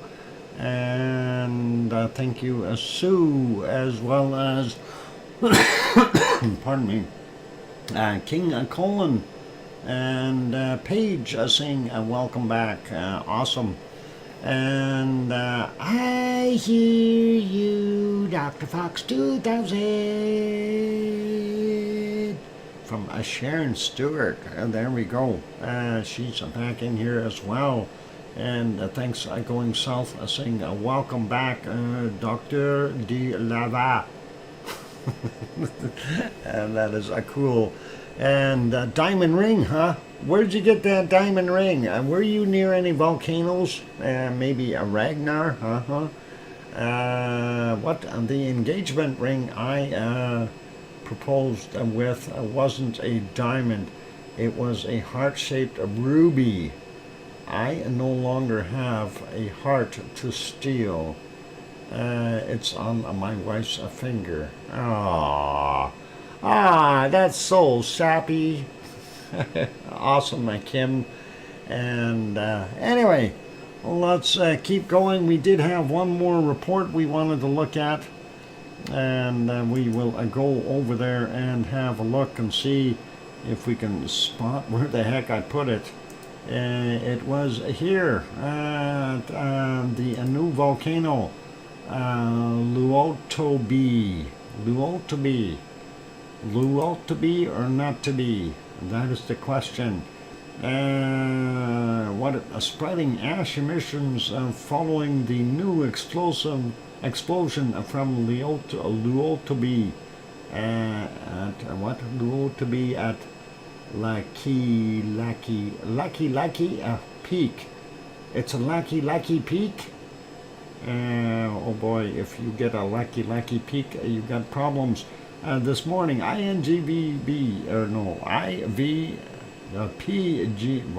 let's try that again. PGMBG. There we go. Got that out. Holy mackerel, that was tough. Let's see, and what's it say here? It says the new eruption showed up from one of the two peaks of the volcano complex this morning at Luotobi. Lucky. You're lucky you weren't really close to it.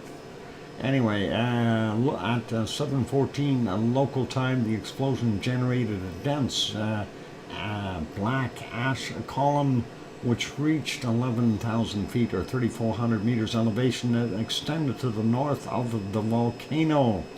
Volcano Observatory reported a seismic signal with a maximum amplitude of 40 millimeters and a duration of 1,440 seconds. That's a pretty long. If you divide that, that's like 12, 14, 15 minutes or something. The explosive eruption followed the increased seismic activity during the first half of December, as the seismic station detected about 130 volcano tectonic earthquakes by 17th of December. People are advised to avoid the area of about 2 kilometers from the main crater. In other words, don't be crawling up on the crater. It's gonna blow and you'll be hurting. Geology jokes are rarely funny, but they're through no fault of their own. Oh boy. No fault of their own. Oh, very funny, mister. Very funny. They're going south. All right, let's carry on. Let's see, what else do we have? Watch out for those lava rocks or you will Krakatoa. Yeah, you don't want a Krakatoa. Those are bad. I've had that happen. Krakatoa is not good. That's a horrible thing. All right, so we did our volcano report earlier. We had a look at all the reports. Let's go over here and see if we can relocate our missing earthquakes. And there they are. Missing no more. I found them. Let's start out here in the Kamchatka Peninsula.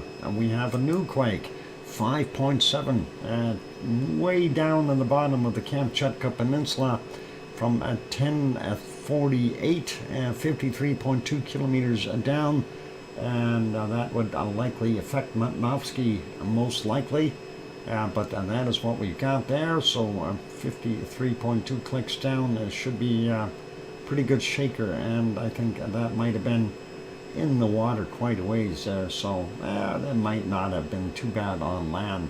Anyway, let's leave that one be, and we'll go to the next one. This one's out in the Aleutian Islands, 4.9, and that is from 8:31 a.m., 30.7 kilometers down. That's still Russian territory there.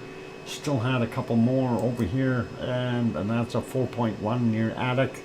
Yesterday's at 23:21 at 31.5 kilometers down. The other one is a smaller one at 3.7 from 23:47 at 30.4 kilometers down.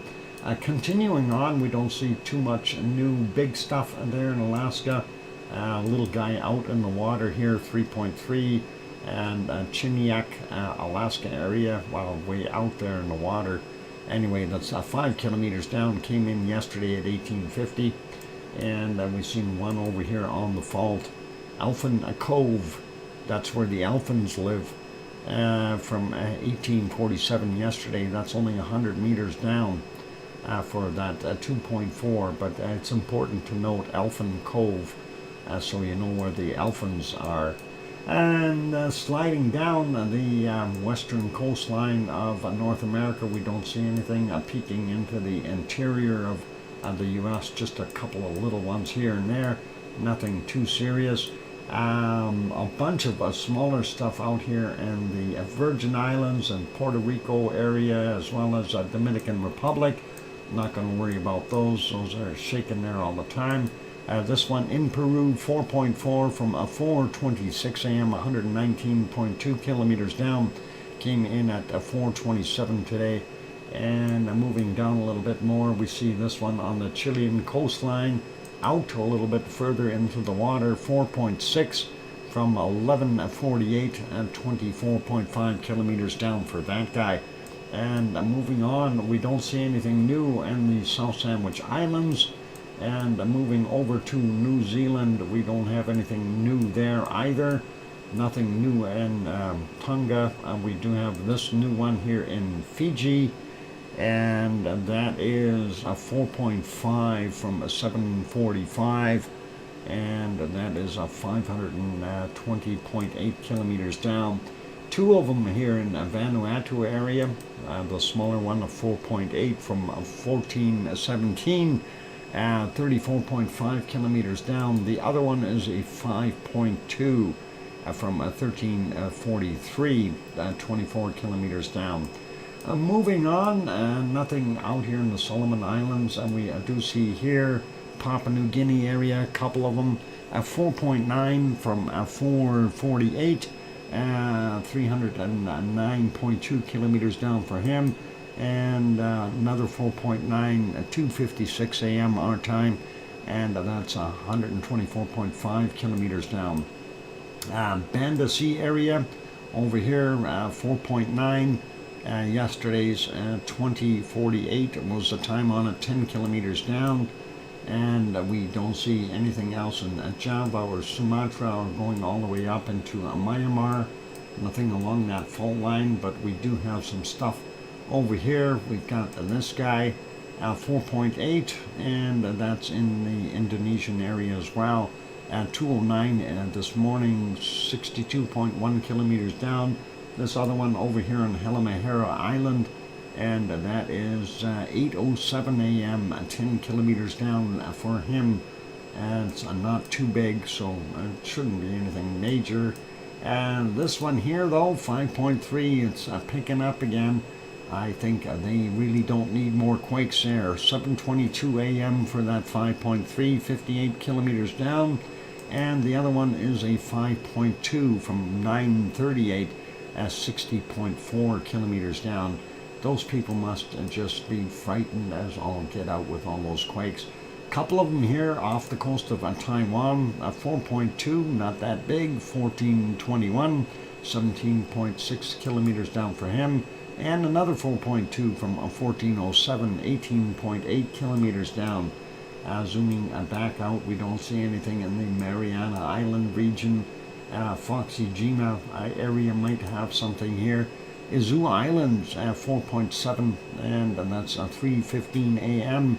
our time, 10 kilometers down for that one, and the other one is smaller. Oh no, it's the same size, 4.7. My bad. 1:37 in the morning, and 10 kilometers down. And sliding up, we don't see anything else in Japan. Everybody's quiet and sleeping, having their fun. And taking a look at the Antarctic ridge, we don't see anything new on it. And it's all quiet over here in Tajikistan and Afghanistan, which is really good. Also down here, Gulf of Aden area is quiet. Nothing on the the Arabian microplate. We do have this one in Iran, a 4.6 from 1927 yesterday, 10 kilometers down. It's not that big. I don't think that would have made that big of a deal for them.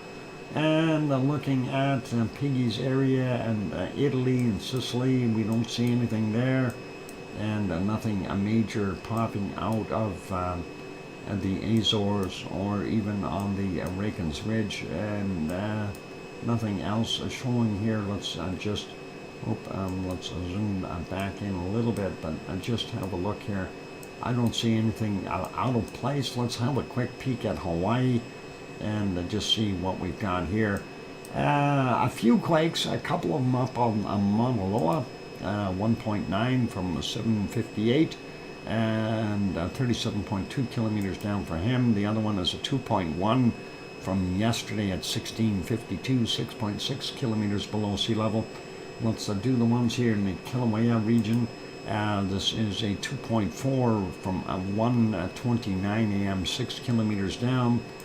The other one is 2.0 from 15:22 today, 4.3 kilometers below sea level. And the latest one, 2.7 from 15:51, 800 meters below sea level. Still quite a ways down there. And let's see what we got here out on the seamounts. 2.1 from yesterday at 20:28 and 33.9 kilometers below sea level. And this one is a 2.6, 3:09 a.m., 30.8 kilometers down. And a 1.9 from 1:26 this morning at 29.5 kilometers down. This one, Pahala region, 2.0, 5:07 a.m. at 30.6 clicks down. And our last little quake here is this guy, 2.0 from 22:34 yesterday, 29.8 kilometers below sea level. So that is your Hawaiian earthquakes for today. And, well, we're not looking at any imminent eruption, if that's what we're looking for. I don't think it's happening. Anyway, let's put you back over onto our wonderful screen here with our CAD lava down on the bottom right hand screen. And of course the other ones are live screens from our wonderful Rakens Peninsula. And we do have the view of the eruption area up on the top left. You can see some glowing lights in there. Nothing too serious, but bottom of the hour. I didn't know ours had bottoms. Oh boy. Okay, I'm going. It's a time for me to take a break, ladies and gentlemen. For those who have not subscribed, please give that subscribe button a quick bump. Turn it from red to what is it? Gray. And don't forget to hit that bell notification. Also, if you have not yet hit that like button, here's your opportunity. It is absolutely free. We're at 89 likes. I'd like to see that get over the 100 mark before we get to a stream switchover time. So that is happening in about an hour and a half. Hit that button if you haven't done that yet. Here's some music, and we'll be back soon. Don't go away. Thanks. I'll be back.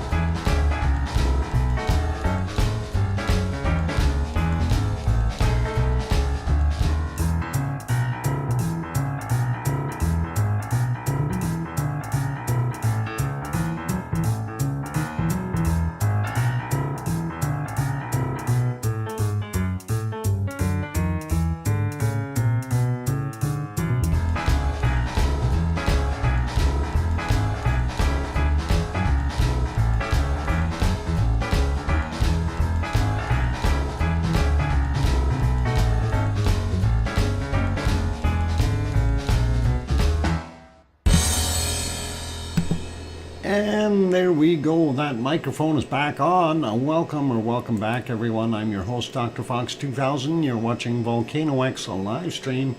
And, of course, on the screen, we've got the two left-hand cameras are live, and bottom right-hand camera is archived footage. And the top right, of course, is our earthquake map, which is live as well. And we don't see that many quakes on there. It's set for 12 hours right now, so not very many, and definitely kind of makes you wonder. Anyway, thank you for the welcome backs from Sue and Mars 2028 and Tanto. Merci beaucoup, Tanto, and I think that's it. Oh no, Hermine and Fluffy. And Fluffy followed you, and you got lost him, and then of course glad you got Fluffy back. So yep, all good. I guess coming down back the same path works. And thank you for the welcome back there, Going South and Paige and Andre, welcome. Glad to have you on board. Okay, let's continue on with what we had going on. So we had a look at the earthquakes on the planet, and we are at the point where we should be taking a look at our SO2 output and see what that would indicate to us, and hopefully it's all good. So let's find some SO2 stuff. I need to find a blank page and that had the SO2 on it. I'm not seeing it. Where the heck is it? Somebody has stolen my SO2. Not there, not there, not there. Uh-oh. Oh boy. Oh boy. And what the heck is going on? We've lost my SO2 map. We're going to have to figure out why. 1, 2, 3, 6, 7, 8,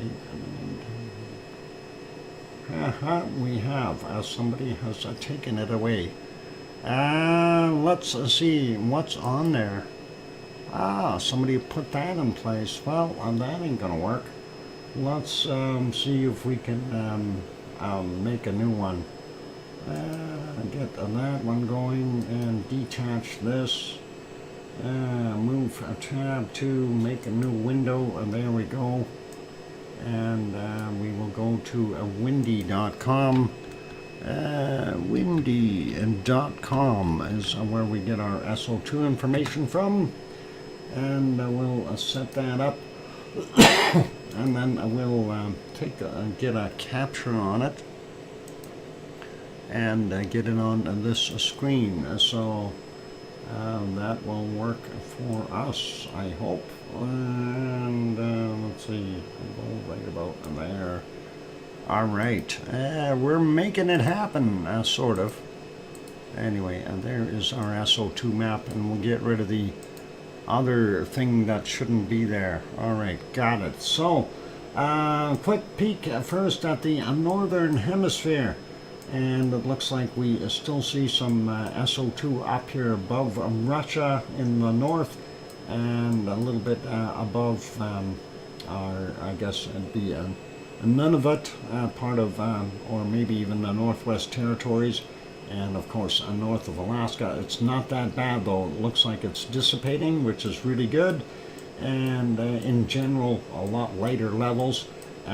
Still seeing some interesting stuff here in the Pacific, which is unexplained, and hopefully that's nothing too crazy going on there, and pretty much normal stuff so far. We don't see anything odd or weird. Southern hemisphere down by the Antarctic continent, and we see more off-gassing here, and that's residual stuff. As the snow melts, it is releasing some of that SO2 that it had captured while it was falling. So very interesting to see that. Let's get into the Kamchatka Peninsula up here.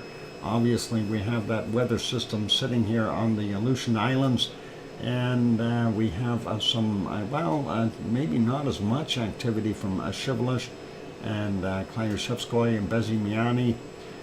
But this looks like a plume from Karimsky, and that may be what that is, and Mutnovsky's down a little bit further down here. So all in all, it looks like we've got two lows battling here to get more of the SO2. One off in the Bering Sea, and then the other one up here in Russia, kind of pulling it both ways. Surprisingly, we don't see too much coming from Ibico, even though it was erupting, but that is that plume down here. So I thought maybe we'd see a little bit heavier red area, but that is from Ibico. Moving a little further to the east here in the Aleutian Islands, we see a couple places where it is building up a little bit more, not sure why, but let's see, this plume here definitely made by this fella, that is Sheldon, and looking at a huge clear spot, and that is really good to see. Means cleaner air coming in. We also see this long plume here coming from, well, again, the Hawaiian region, and if you look at the way the flow is, it's from right in here somewhere, and I figure we've got a submarine event popping somewhere out there, and we've kind of chased that before. We don't see anything coming from the big island of Hawaii, so interesting to see. Anyway, that is kind of getting right in there, being drawn along the coast and into the funnel or abyss of that low, and then we see BC interior has a little bit, and same as Alberta, some of our pollution. Saskatchewan looking a lot clear, and very, very low levels in Manitoba. Northern Ontario looking not bad. Southern Ontario, yeah, getting a little bit worse, but it's still not that high levels. Ottawa, of course, seems to have very high levels here at 18.9, and that's because it's a political hotspot, and there's a lot of SO2 and other gases coming out there. And of course here in Quebec, northern areas and Labrador looking really clean. Same thing with our Newfoundland, not bad there in Nova Scotia or PEI, New Brunswick. The breadbasket area out here in the eastern portions of the U.S., one is a population, of course, is higher levels of population, but also manufacturing and so on, hence the higher levels. Still not that bad though. Central portions of the U.S. looking pretty clean. We do see this kind of hanging here, and I don't know if what's going to happen with that. Most of this looks like, well, most of it looks like it's going up, but from, I guess, the top of California, it looks like it's going to push that stuff down south a little bit. So yeah, California not bad, Nevada a little bit there, Utah's got some, and Arizona, of course. Northern end of Mexico, for the most part, not bad, but then we get into the central area, and it looks like our SO2 is winning. It's pushing against the currents here and moving to the east. So we see the wind currents, so right now across the Gulf coming up and going into Texas and that area. So we may see some of that taking off if it doesn't drop a little bit in elevation, and then the wind will pick it up and go. SO2 gases sits fairly high up in the atmosphere, so that's kind of what it's doing.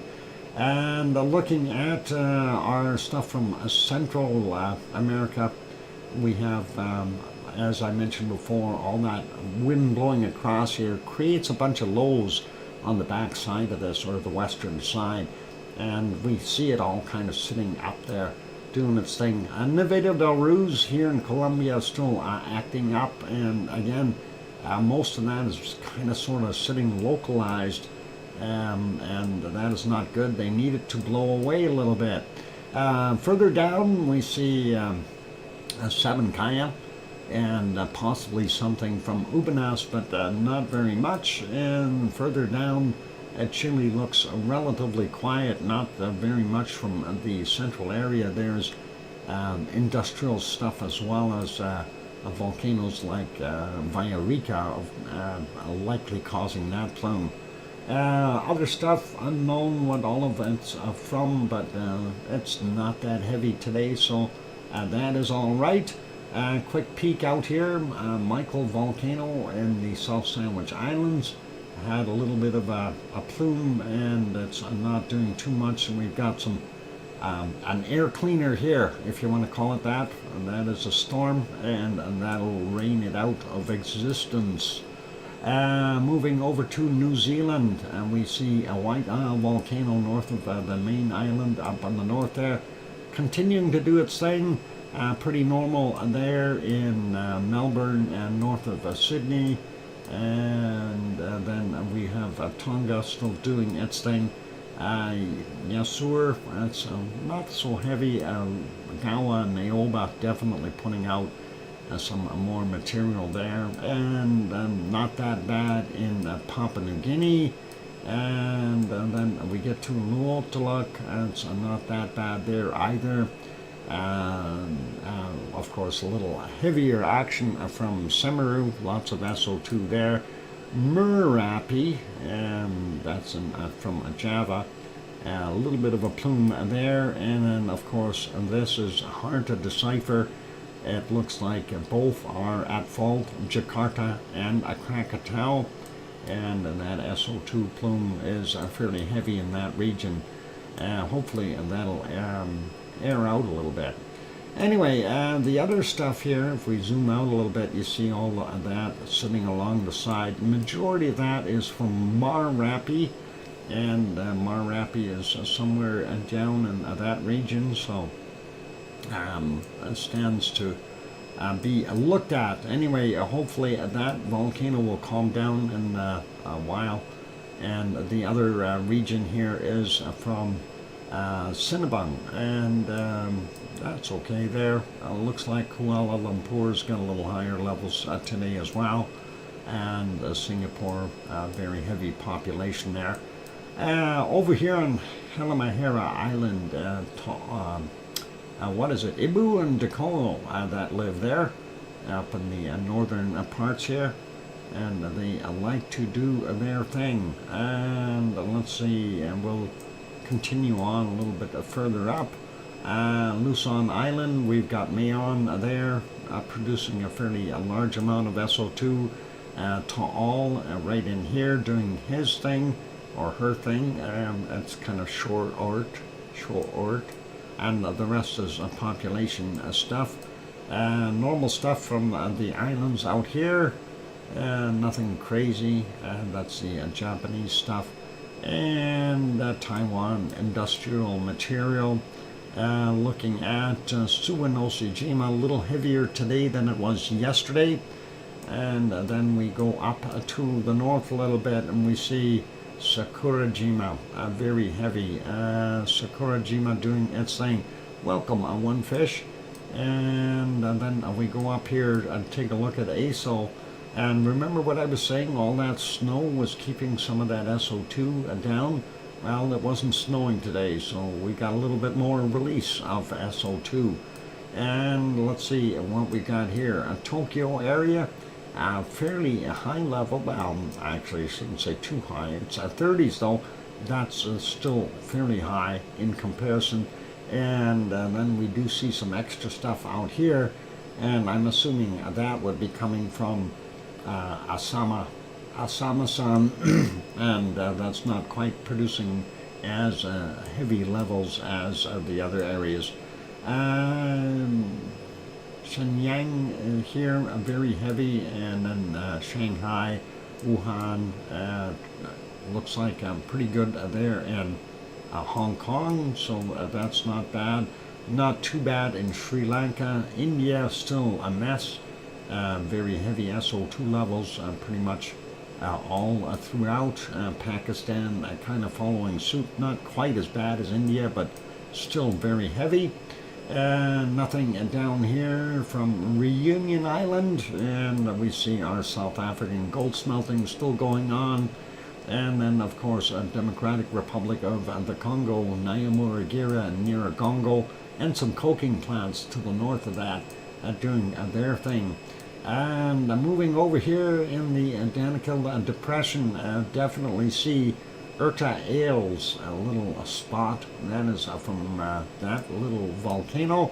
And the heavier areas here in Saudi Arabia, Kuwait, Iraq, and Iran are from the oil refineries. They're actually not that bad. Kuwait is, and maybe Saudi, but not that bad from Baghdad and the other places here in Iran. So not so bad. Anyway, let's look at Turkey. Lots of oil refineries around that Istanbul region, industrial stuff. So we see a little higher level, and the Piggy has got some really good air today.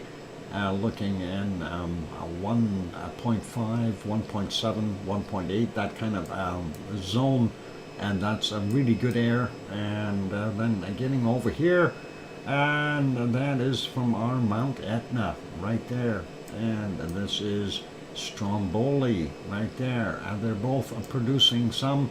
It looks like majority of Strombolis is over here, and our Etna stuff is going down here, ending up on the top of Libya, sliding along and getting over into Egypt and messing up that region. So that's kind of what's going on there. Not so bad from Spain or France or Germany, and most of the Western European countries doing fairly well.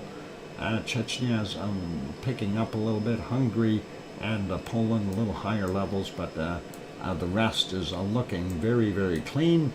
Southern end of Norway, not bad.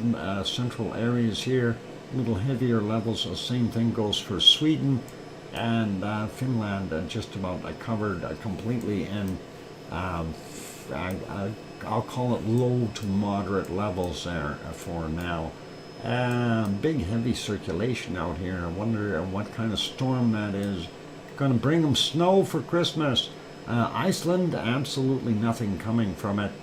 We see absolute low levels here for gases from there. So 0.49, that is actually lower than most of the time. Anyway, that is our SO2 map for today, ladies and gentlemen. And I think I will leave that one be. We'll come back to do the weather after the break. We'll get you back over on this for now. And we'll do the weather after the break. Yeah. So for those good people who are here, if you have not yet hit that like button, please give it a quick bop. And we're trying to get it over that 100 mark before the 12-hour stream is over, which will be in about an hour, just shy of an hour. So please, if you haven't hit that like button, give it a quick bop. It is free. It doesn't cost anything. And for the others that are lurking that haven't subscribed yet, consider subscribing if you feel you like what you see. On that note, I'm your host, DrFox2000. I'll be back in 5, 6, 7 minutes, maybe 8. I'm going to go take a break. I'll be back. Thanks.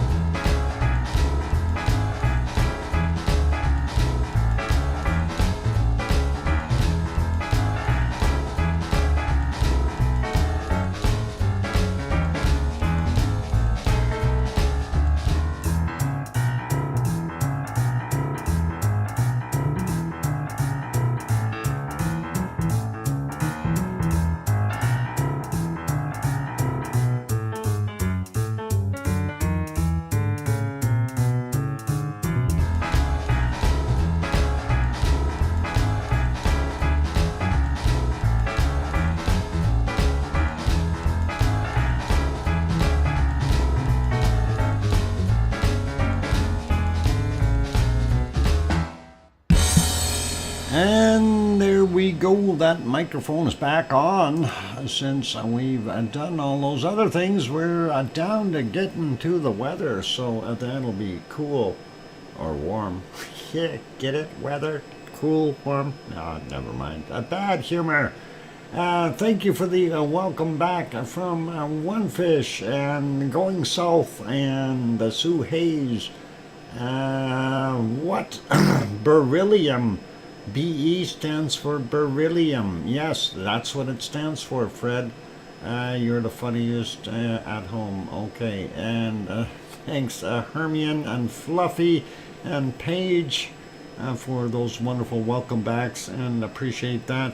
Hey, where'd that Sharon Stewart come? And thanks Mars 2028. I'm sure she's here. She's going to be singing. Hang on, is it a Friday? No, it's Saturday. What's she doing? Is she doing Christmas stuff? Huh? Where's Sharon Stewart? Paging Sharon Stewart. Paging Sharon Stewart. What are you doing?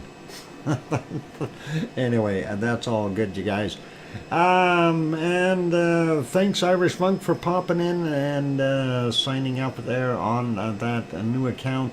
That is awesome, and welcome Yvonne. Good to see you in here. And yeah, we figured we'd show some canned lava because it's so boring. And hey, Kieran is here as well. Welcome and thanks. Fluffy is still purring. Oh, good. Fluffy didn't want to lose you, and you came back for Fluffy, so Fluffy was even happier and knows that you care. So all good. Anyway, let's get at our weather, whether we like it or not. We're going to have a look and see what we've got going on around the world really quickly. I'm not going to spend too much time on it. And looking at it here, we see a couple lows, one out here in Russia with a high right beside it and churning up everything. And looks like 3 lows in a row here. And kind of messing with each other. These two are interacting. This one, of course, just getting into the Bering Straits. It almost looks like there's a secondary low sitting here, and that's because this high is pumping up more air and then pulling down more cold air. Looks like another low there and here. Actually, that would be a high and a low here. So kind of a funny the way this is being pushed around. And of course the Gulf of Alaska and the whole west coast of British Columbia still seeing some overly warm unseasonal air, but we like it. And even going throughout the prairies, we got a high sitting over BC, but looks like pretty good for everything, including Ontario, all the way through. Actually, the temperatures are way too high for this time of year. We're not going to have a white Christmas this year, and I'm really saddened by that. By the way, I've never had a Christmas without snow.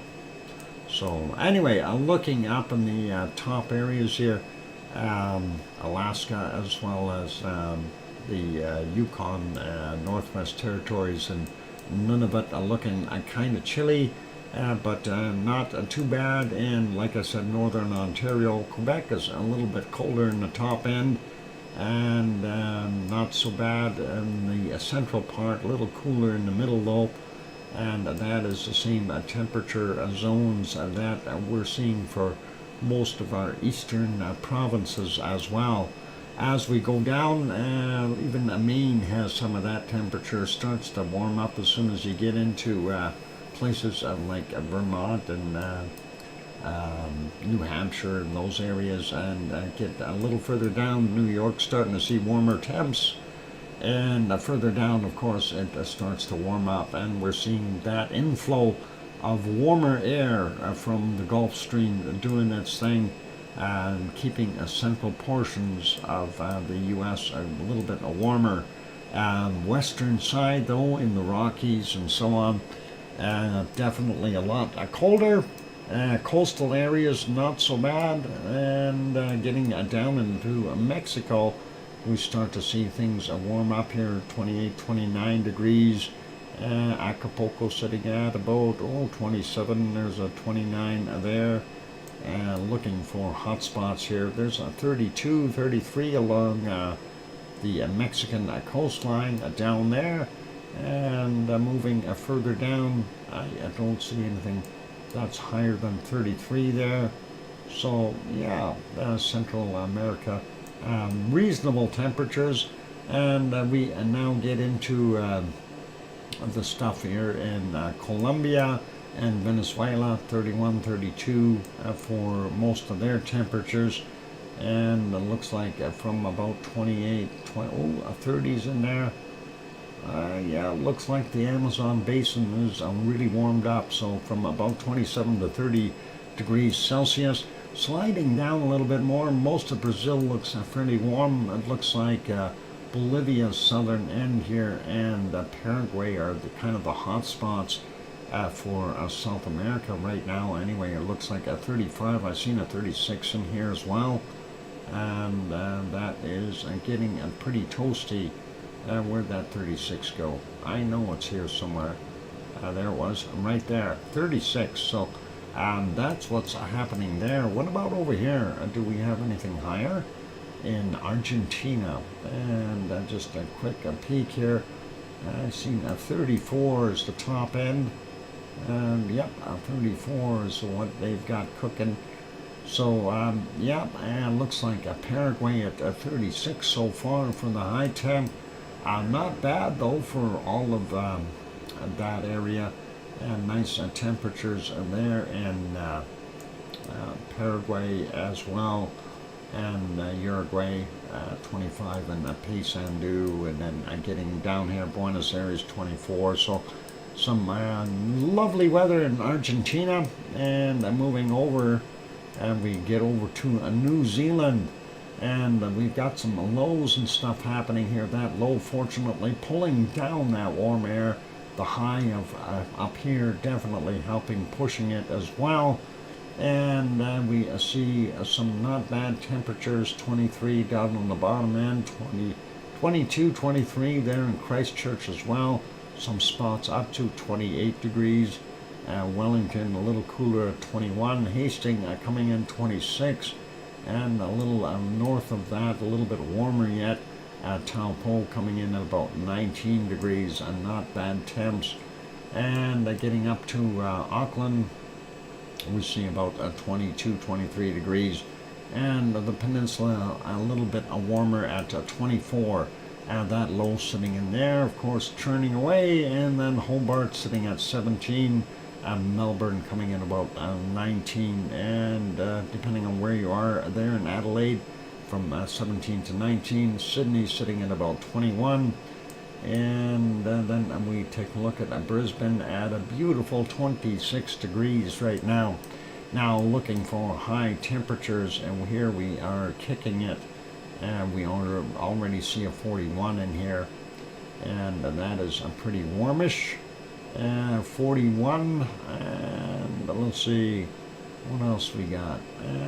41 so far is our high, and it's no longer in the other place in South America. So yep, I'm looking see if there was anything higher, but it looks like 41 seems to be the high temp. And that is in northern Australia, not bad. In Fiji, 28, 29, pretty normal. Looks normal for Papua New Guinea and the Malaysian, Indonesian areas. A little cool up in the land-based stuff up top here, and a little cooler there. I guess wintertime is setting in. Some of those countries are seeing down to about 12 degrees. Then once you get up in China, well, that's a different story. Meanwhile, over in the Philippines, Manila sitting at 25, so that's not so bad. Moving up a little bit and taking a look at what we see here in Japan. The cold not blowing straight across here. We got some mixing of the air, but that is still frosty over on the other side of the pond, and the Sea of Japan kind of being the buffer and keeping things a little warmer, I think. Tokyo about 2 degrees right now. Sapporo sitting at the minus 11. It's too cold to make beer. And looks like about a minus 31, 32 in some spots on the Kamchatka Peninsula. Hopefully that'll warm up for those guys. Moving on a little bit further over and looking at what we got in Africa. Things are warming up a little bit in the central regions. Northern areas of Africa still quite cool. And of course, winter is here.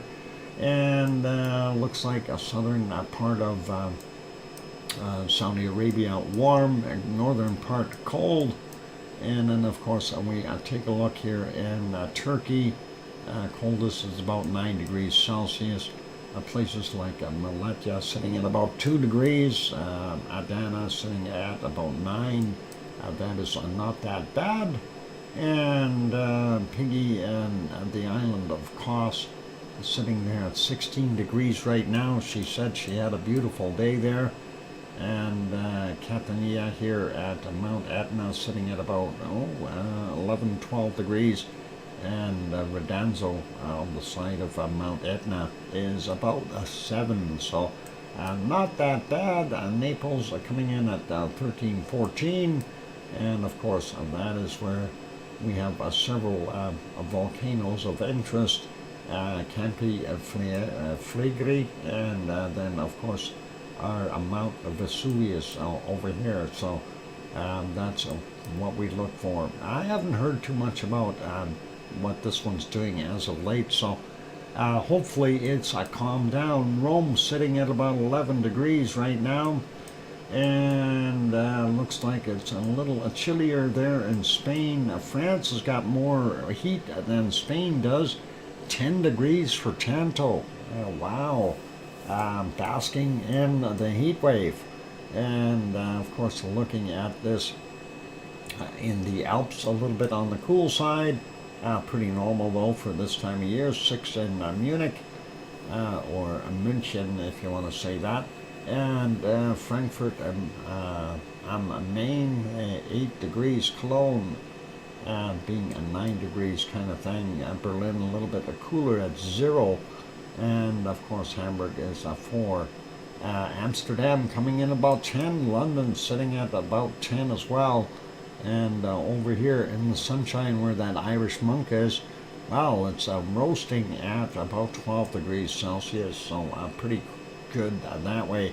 We see that cut line right here, and we see that Denmark is north of it, and even right in Hamburg is kind of right on the line, and you can see the temperature differences really quickly from 10 down to 0.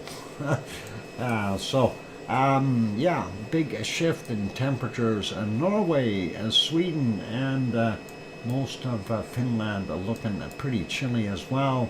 And here's that low drawing up that warmer air, but you see how fast that other stuff is being pumped in there from up here in Greenland. That is a very quick moving material. One of the things that I did notice on the live cams, you see the direction of the wind flow. What's happening is, let's just go over there for a second. Top left camera, every once in a while you see it go wavy and it looks kind of like it's out of focus. That's because the wind is blowing straight at the camera over top of that lava field, and we are getting a little bit of heat distortion through the air, and that's what we're actually seeing there. So in case you were wondering, no, it's not your eyes going bad, okay? Anyway, that's kind of what we're seeing temperature wise. Not sure what we're going to see for tomorrow. Let's have a quick look at the satellite view with clouds. Yep, Alberta, as I suspected, very clear. I looked out the window, seen the moon, and looked like Jupiter up there to the east. And then, of course, Seeing what we got here, not as much cloud as I expected there in the Kamchatka peninsula area, and then going into what is it, the Bering Sea here.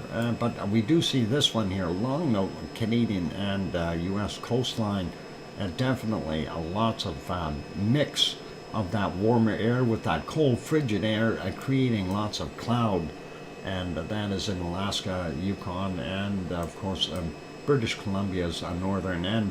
I'll also see that other circulation up in Nunavut doing its thing, and then we get down into central U.S. as well as the eastern portions. We see the cloud pick up a whole bunch, but fortunately, a little on the eastern side here, we're looking a little bit better with what we're seeing on Newfoundland, Nova Scotia, and PEI, and New Brunswick there right now. Looks like most of this is Great Lakes stuff, and from New York on northward, and looks like the southeast is all clear, and that system banging in here to Texas. Well, that is adding fuel to the fire and creating more clouds there. So more of that to be expected. It looks like Mexico and Central America looking fairly clear. Some spotted patches of cloud throughout South America, and not bad. It looks like you wouldn't want to go visit the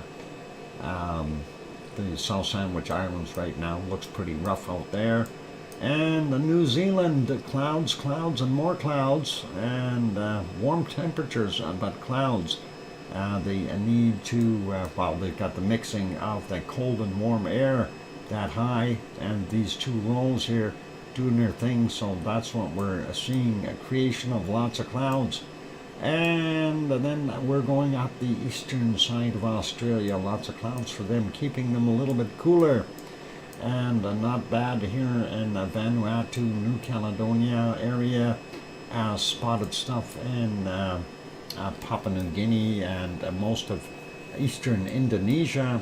Looks like Java and most of Sumatra not looking too bad. Get in that storm. Where did that storm go? Is that it here?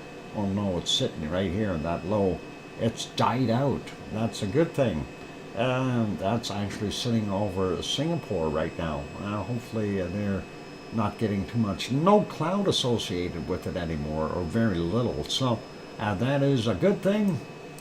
And real quick, a peek here. Not bad. Intermittent stuff for the Philippines. Same thing goes for what we're seeing in Japan, depending on where you are. Kamchatka is going to be so-so. African looking not bad. And we get into the Mediterranean area, no clouds at all. Italy, Sicily, those places all clear. France and Spain and Portugal, and even Luxembourg and Belgium are looking pretty good. And then once you get up on the northern half of Germany, we start to see more cloud, and of course that is also up in Denmark and the eastern portions of England, and maybe a little bit in Scotland, and no hope for the top end of Sweden and Finland. And then of course we see a little bit down here on the bottom of Norway. And now over to Iceland, taking a look at what we got. That cold air blowing down across it like crazy. Here's a couple of low interceptors. I don't know if, hang on, is that low or is that a high? No, that's a low. Double low. But yeah, we're going to get some more cloud, likely more snow. They're going to have a white Christmas. So if you are there, you will have a white Christmas. And those good people here in Greenland and GS, you will have a white Christmas too. All right, let's get back to temperatures, and we'll go find the cold spots on the planet, and let's see if we can find something in Antarctica, and that is a cold. If I found -40, Do we have anything colder? Minus 40. And nope, I'm not seeing anything colder. Oh, hang on. Did I see a minus 41 in here? Right in here somewhere. I'm going to have to zoom in. There we're going, zooming in. There was a little patch of minus 41. Oh, there, I seen it again. It was right in here somewhere. I missed it by that much. Where is it?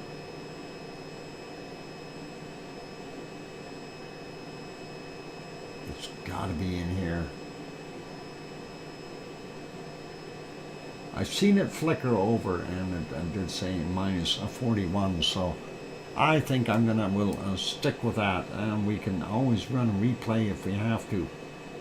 But yeah, minus 41 Celsius there in Antarctica. There it is, right there. I zoomed out and it popped in. That is cool. Colder, I don't know. It's cold. Minus 41. Let's take a look at what we got up in Greenland, and that I'm sure will be something frosty. Ooh, really frosty. What did I see there? Minus 59 already? Holy macaroni, that is cold. And that is, wow. That's too cold. A minus 57. Where's that? There's a minus 58, a minus 59. Minus 59 right there. And let's see what we got in that general vicinity. Minus 59. Have to find what else we got. Let's see, I'll zoom back out here a little bit. I have to check some of the other areas here. I just jumped in there and got caught up with that one. Pardon me. There's a minus 52, minus 54. 58, and there's a 59 again, and where is, we need a minus 60, come on, minus 60, and looking up in the north here, just to be careful with it, minus 54, ooh, and there's a minus 56, right in that spot, right there. And there's a 57. Let's see if we have something in that region that might have spiked down a little bit more. 56. No, that ain't gonna work. Okay, let's go back over to that spot where we had the minus 59 and see if we can find anything colder. And that is right there. And 57, and nope. Going over, looking, and looking. 58, 59. And maybe I'm missing it. Minus 59. That is still pretty darn cold. I wouldn't want to be out there in the minus 59 degree temperatures. I've never experienced that. I don't know how much different it is from minus 49, which I did experience. So, I can tell you minus 49 is very, very cold. Your coat will sound like a paper bag. And, yep, I'm going to have to, yeah, I think so. Sorry.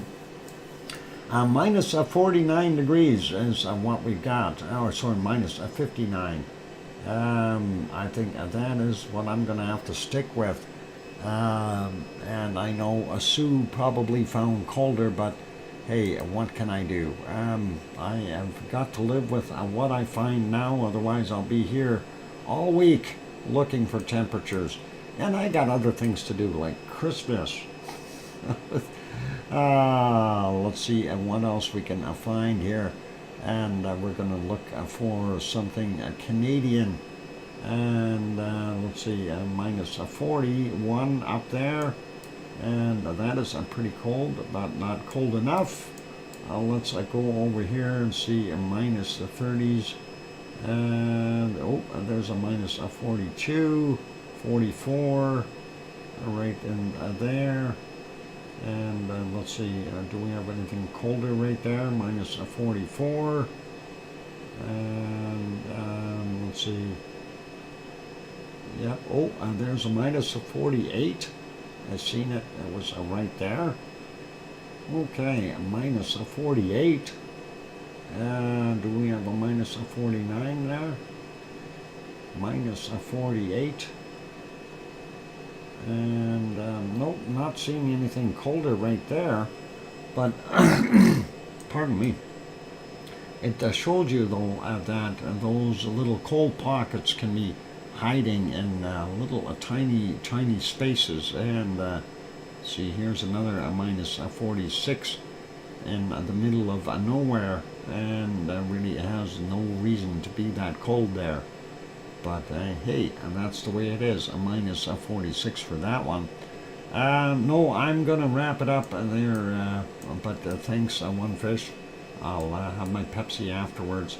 And let's see. I want to find the other ones here as well.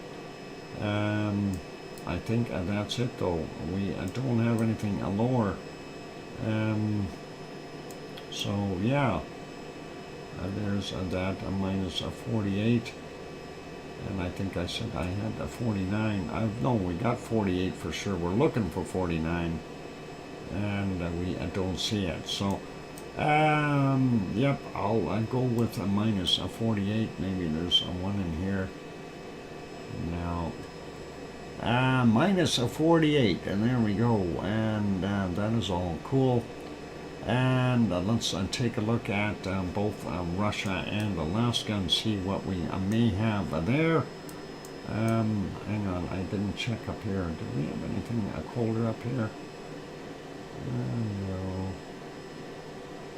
Minus a 41. No, nothing colder up there. And nothing colder in here either. Or there. Okay. Alaska. Alaska should be pretty darn warm. Minus 32, minus 34. And that is not very cold for Alaska. Minus 34. What about over here? There's a 34 there as well. Let's see what we can find in here. Minus 34. And let's see over here. A minus 35. So Alaska at a minus 35. And not sure how I'm faring here. But let's leave Alaska as a minus 35. And now let's find the coldest temperature in the cold place on the planet. Minus 48 already, and there, minus 49, just like that. And that is in Russia. Very cold, and a Siberian outback. Yeah, minus 49 right there. I don't know how cold it can get there, but I don't think I want to live there. That is bitterly cold. You know, just imagine if there's a minus 51, locking yourself out of your house or something.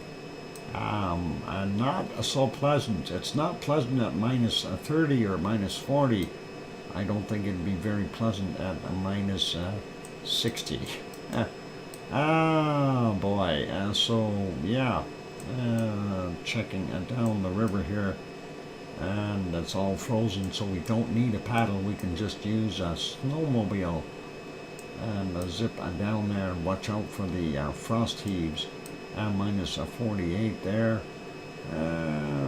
We already had some cold temps listed, so I need to spot, let's see, what am I doing here?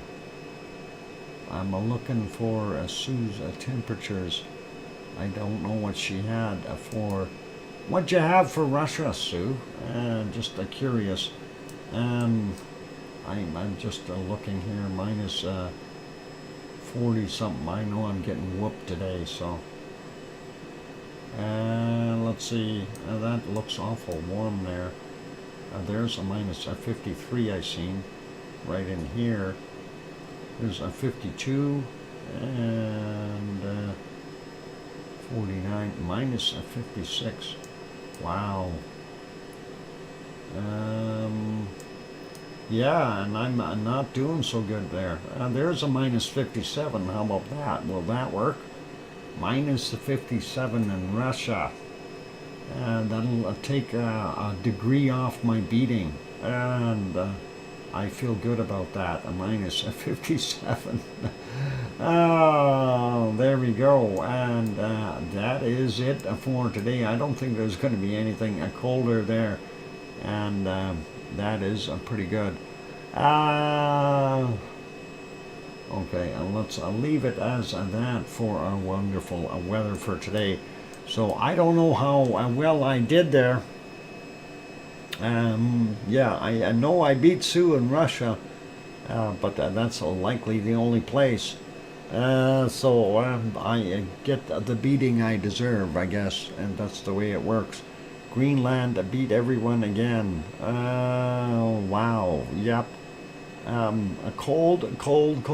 Dark winds in Siberia. That's the only place. The rest is just a cold. Doc froze up.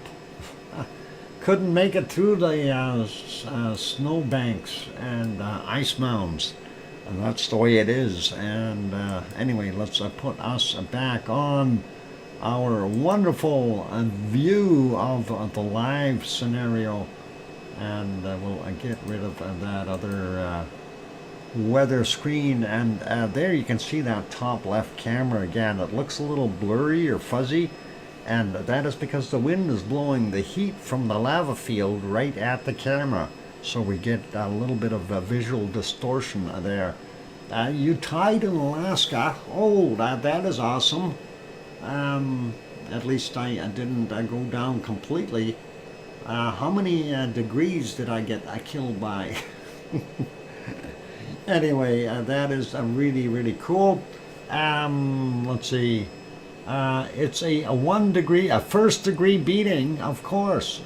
You gotta have class, a first class, a first degree. Can you start the show now? Your favorite donkey is here. Yeah.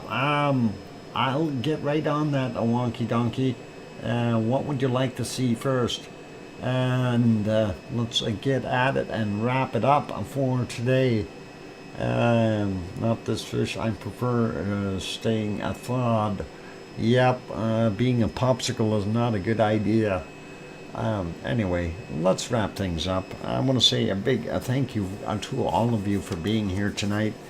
And we'll throw out a big thank you to our moderators, Arizona Snowman, and Piggy, and Sue, and C&D Boy, and Yvonne Kunkel, and let's see, guest mod is Agura, and of course we have others like Siggy and Gary 24/7 Live, AZ Skies, and those kinds of people. So thanks, moderators. Appreciate all of you, and also want to say a big thank you to the gift givers and super chatters for today. Gift givers are Sharon Stewart, some guy named DrFox2000, and another fellow named Brian, or Perfectibility 999, as well as Paige. And thank you for gifting those memberships. And of course, Gura gifted, or sorry, threw in a super chat as well for a nice one there from Sweden with Swedish kroners. We like that. Awesome. So thanks everyone for being here today. And of course, we are about 15 minutes away from swapping the stream over. And we'll get ready to do that. And I'm going to wrap up the rest of this for right now. So what we will do is we will try to let the canned lava play for a while here. I can't guarantee that I can make that run all night. Might have to rewind that, but it is nice to look at, so it's kind of a little bit prettier screen when we can see something. At least we know that.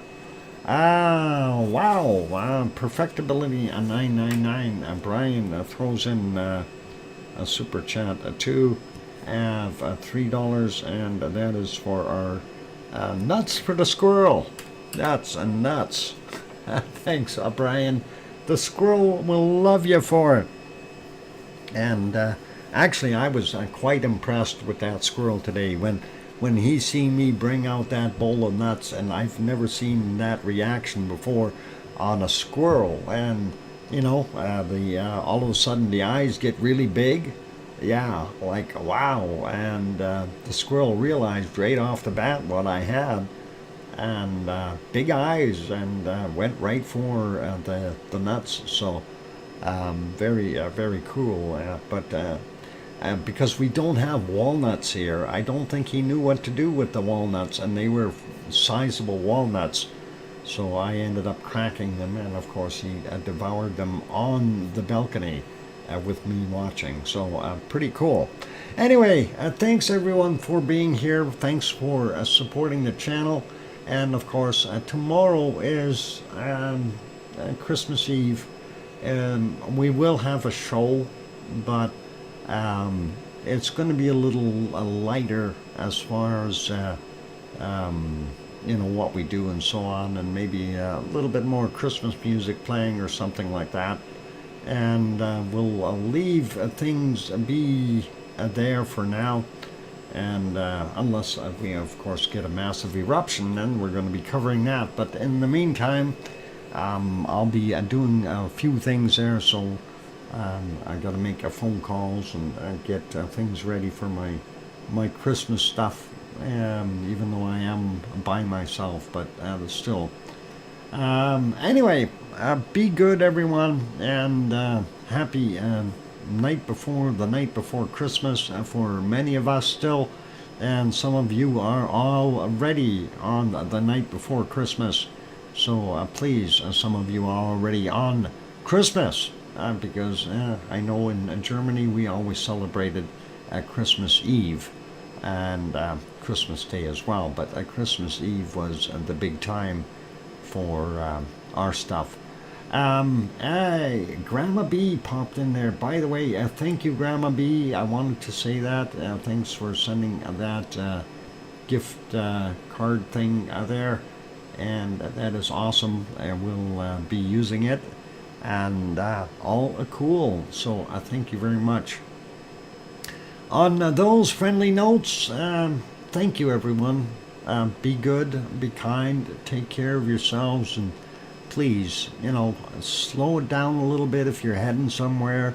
Keep your eyes open, and remember, it's a time of peace, love, and kindness around the world. So, you know, if you can be nice to a neighbor, or be nice to somebody who just cut you off, you know, instead of just giving him one finger, you can give him a whole bouquet just to make him feel happy, and, you know, that kind of stuff. Anyway, oh, I accidentally closed my browser. I'm back. Well, the show is over, Sharon Stewart. I hear you, Sharon Stewart.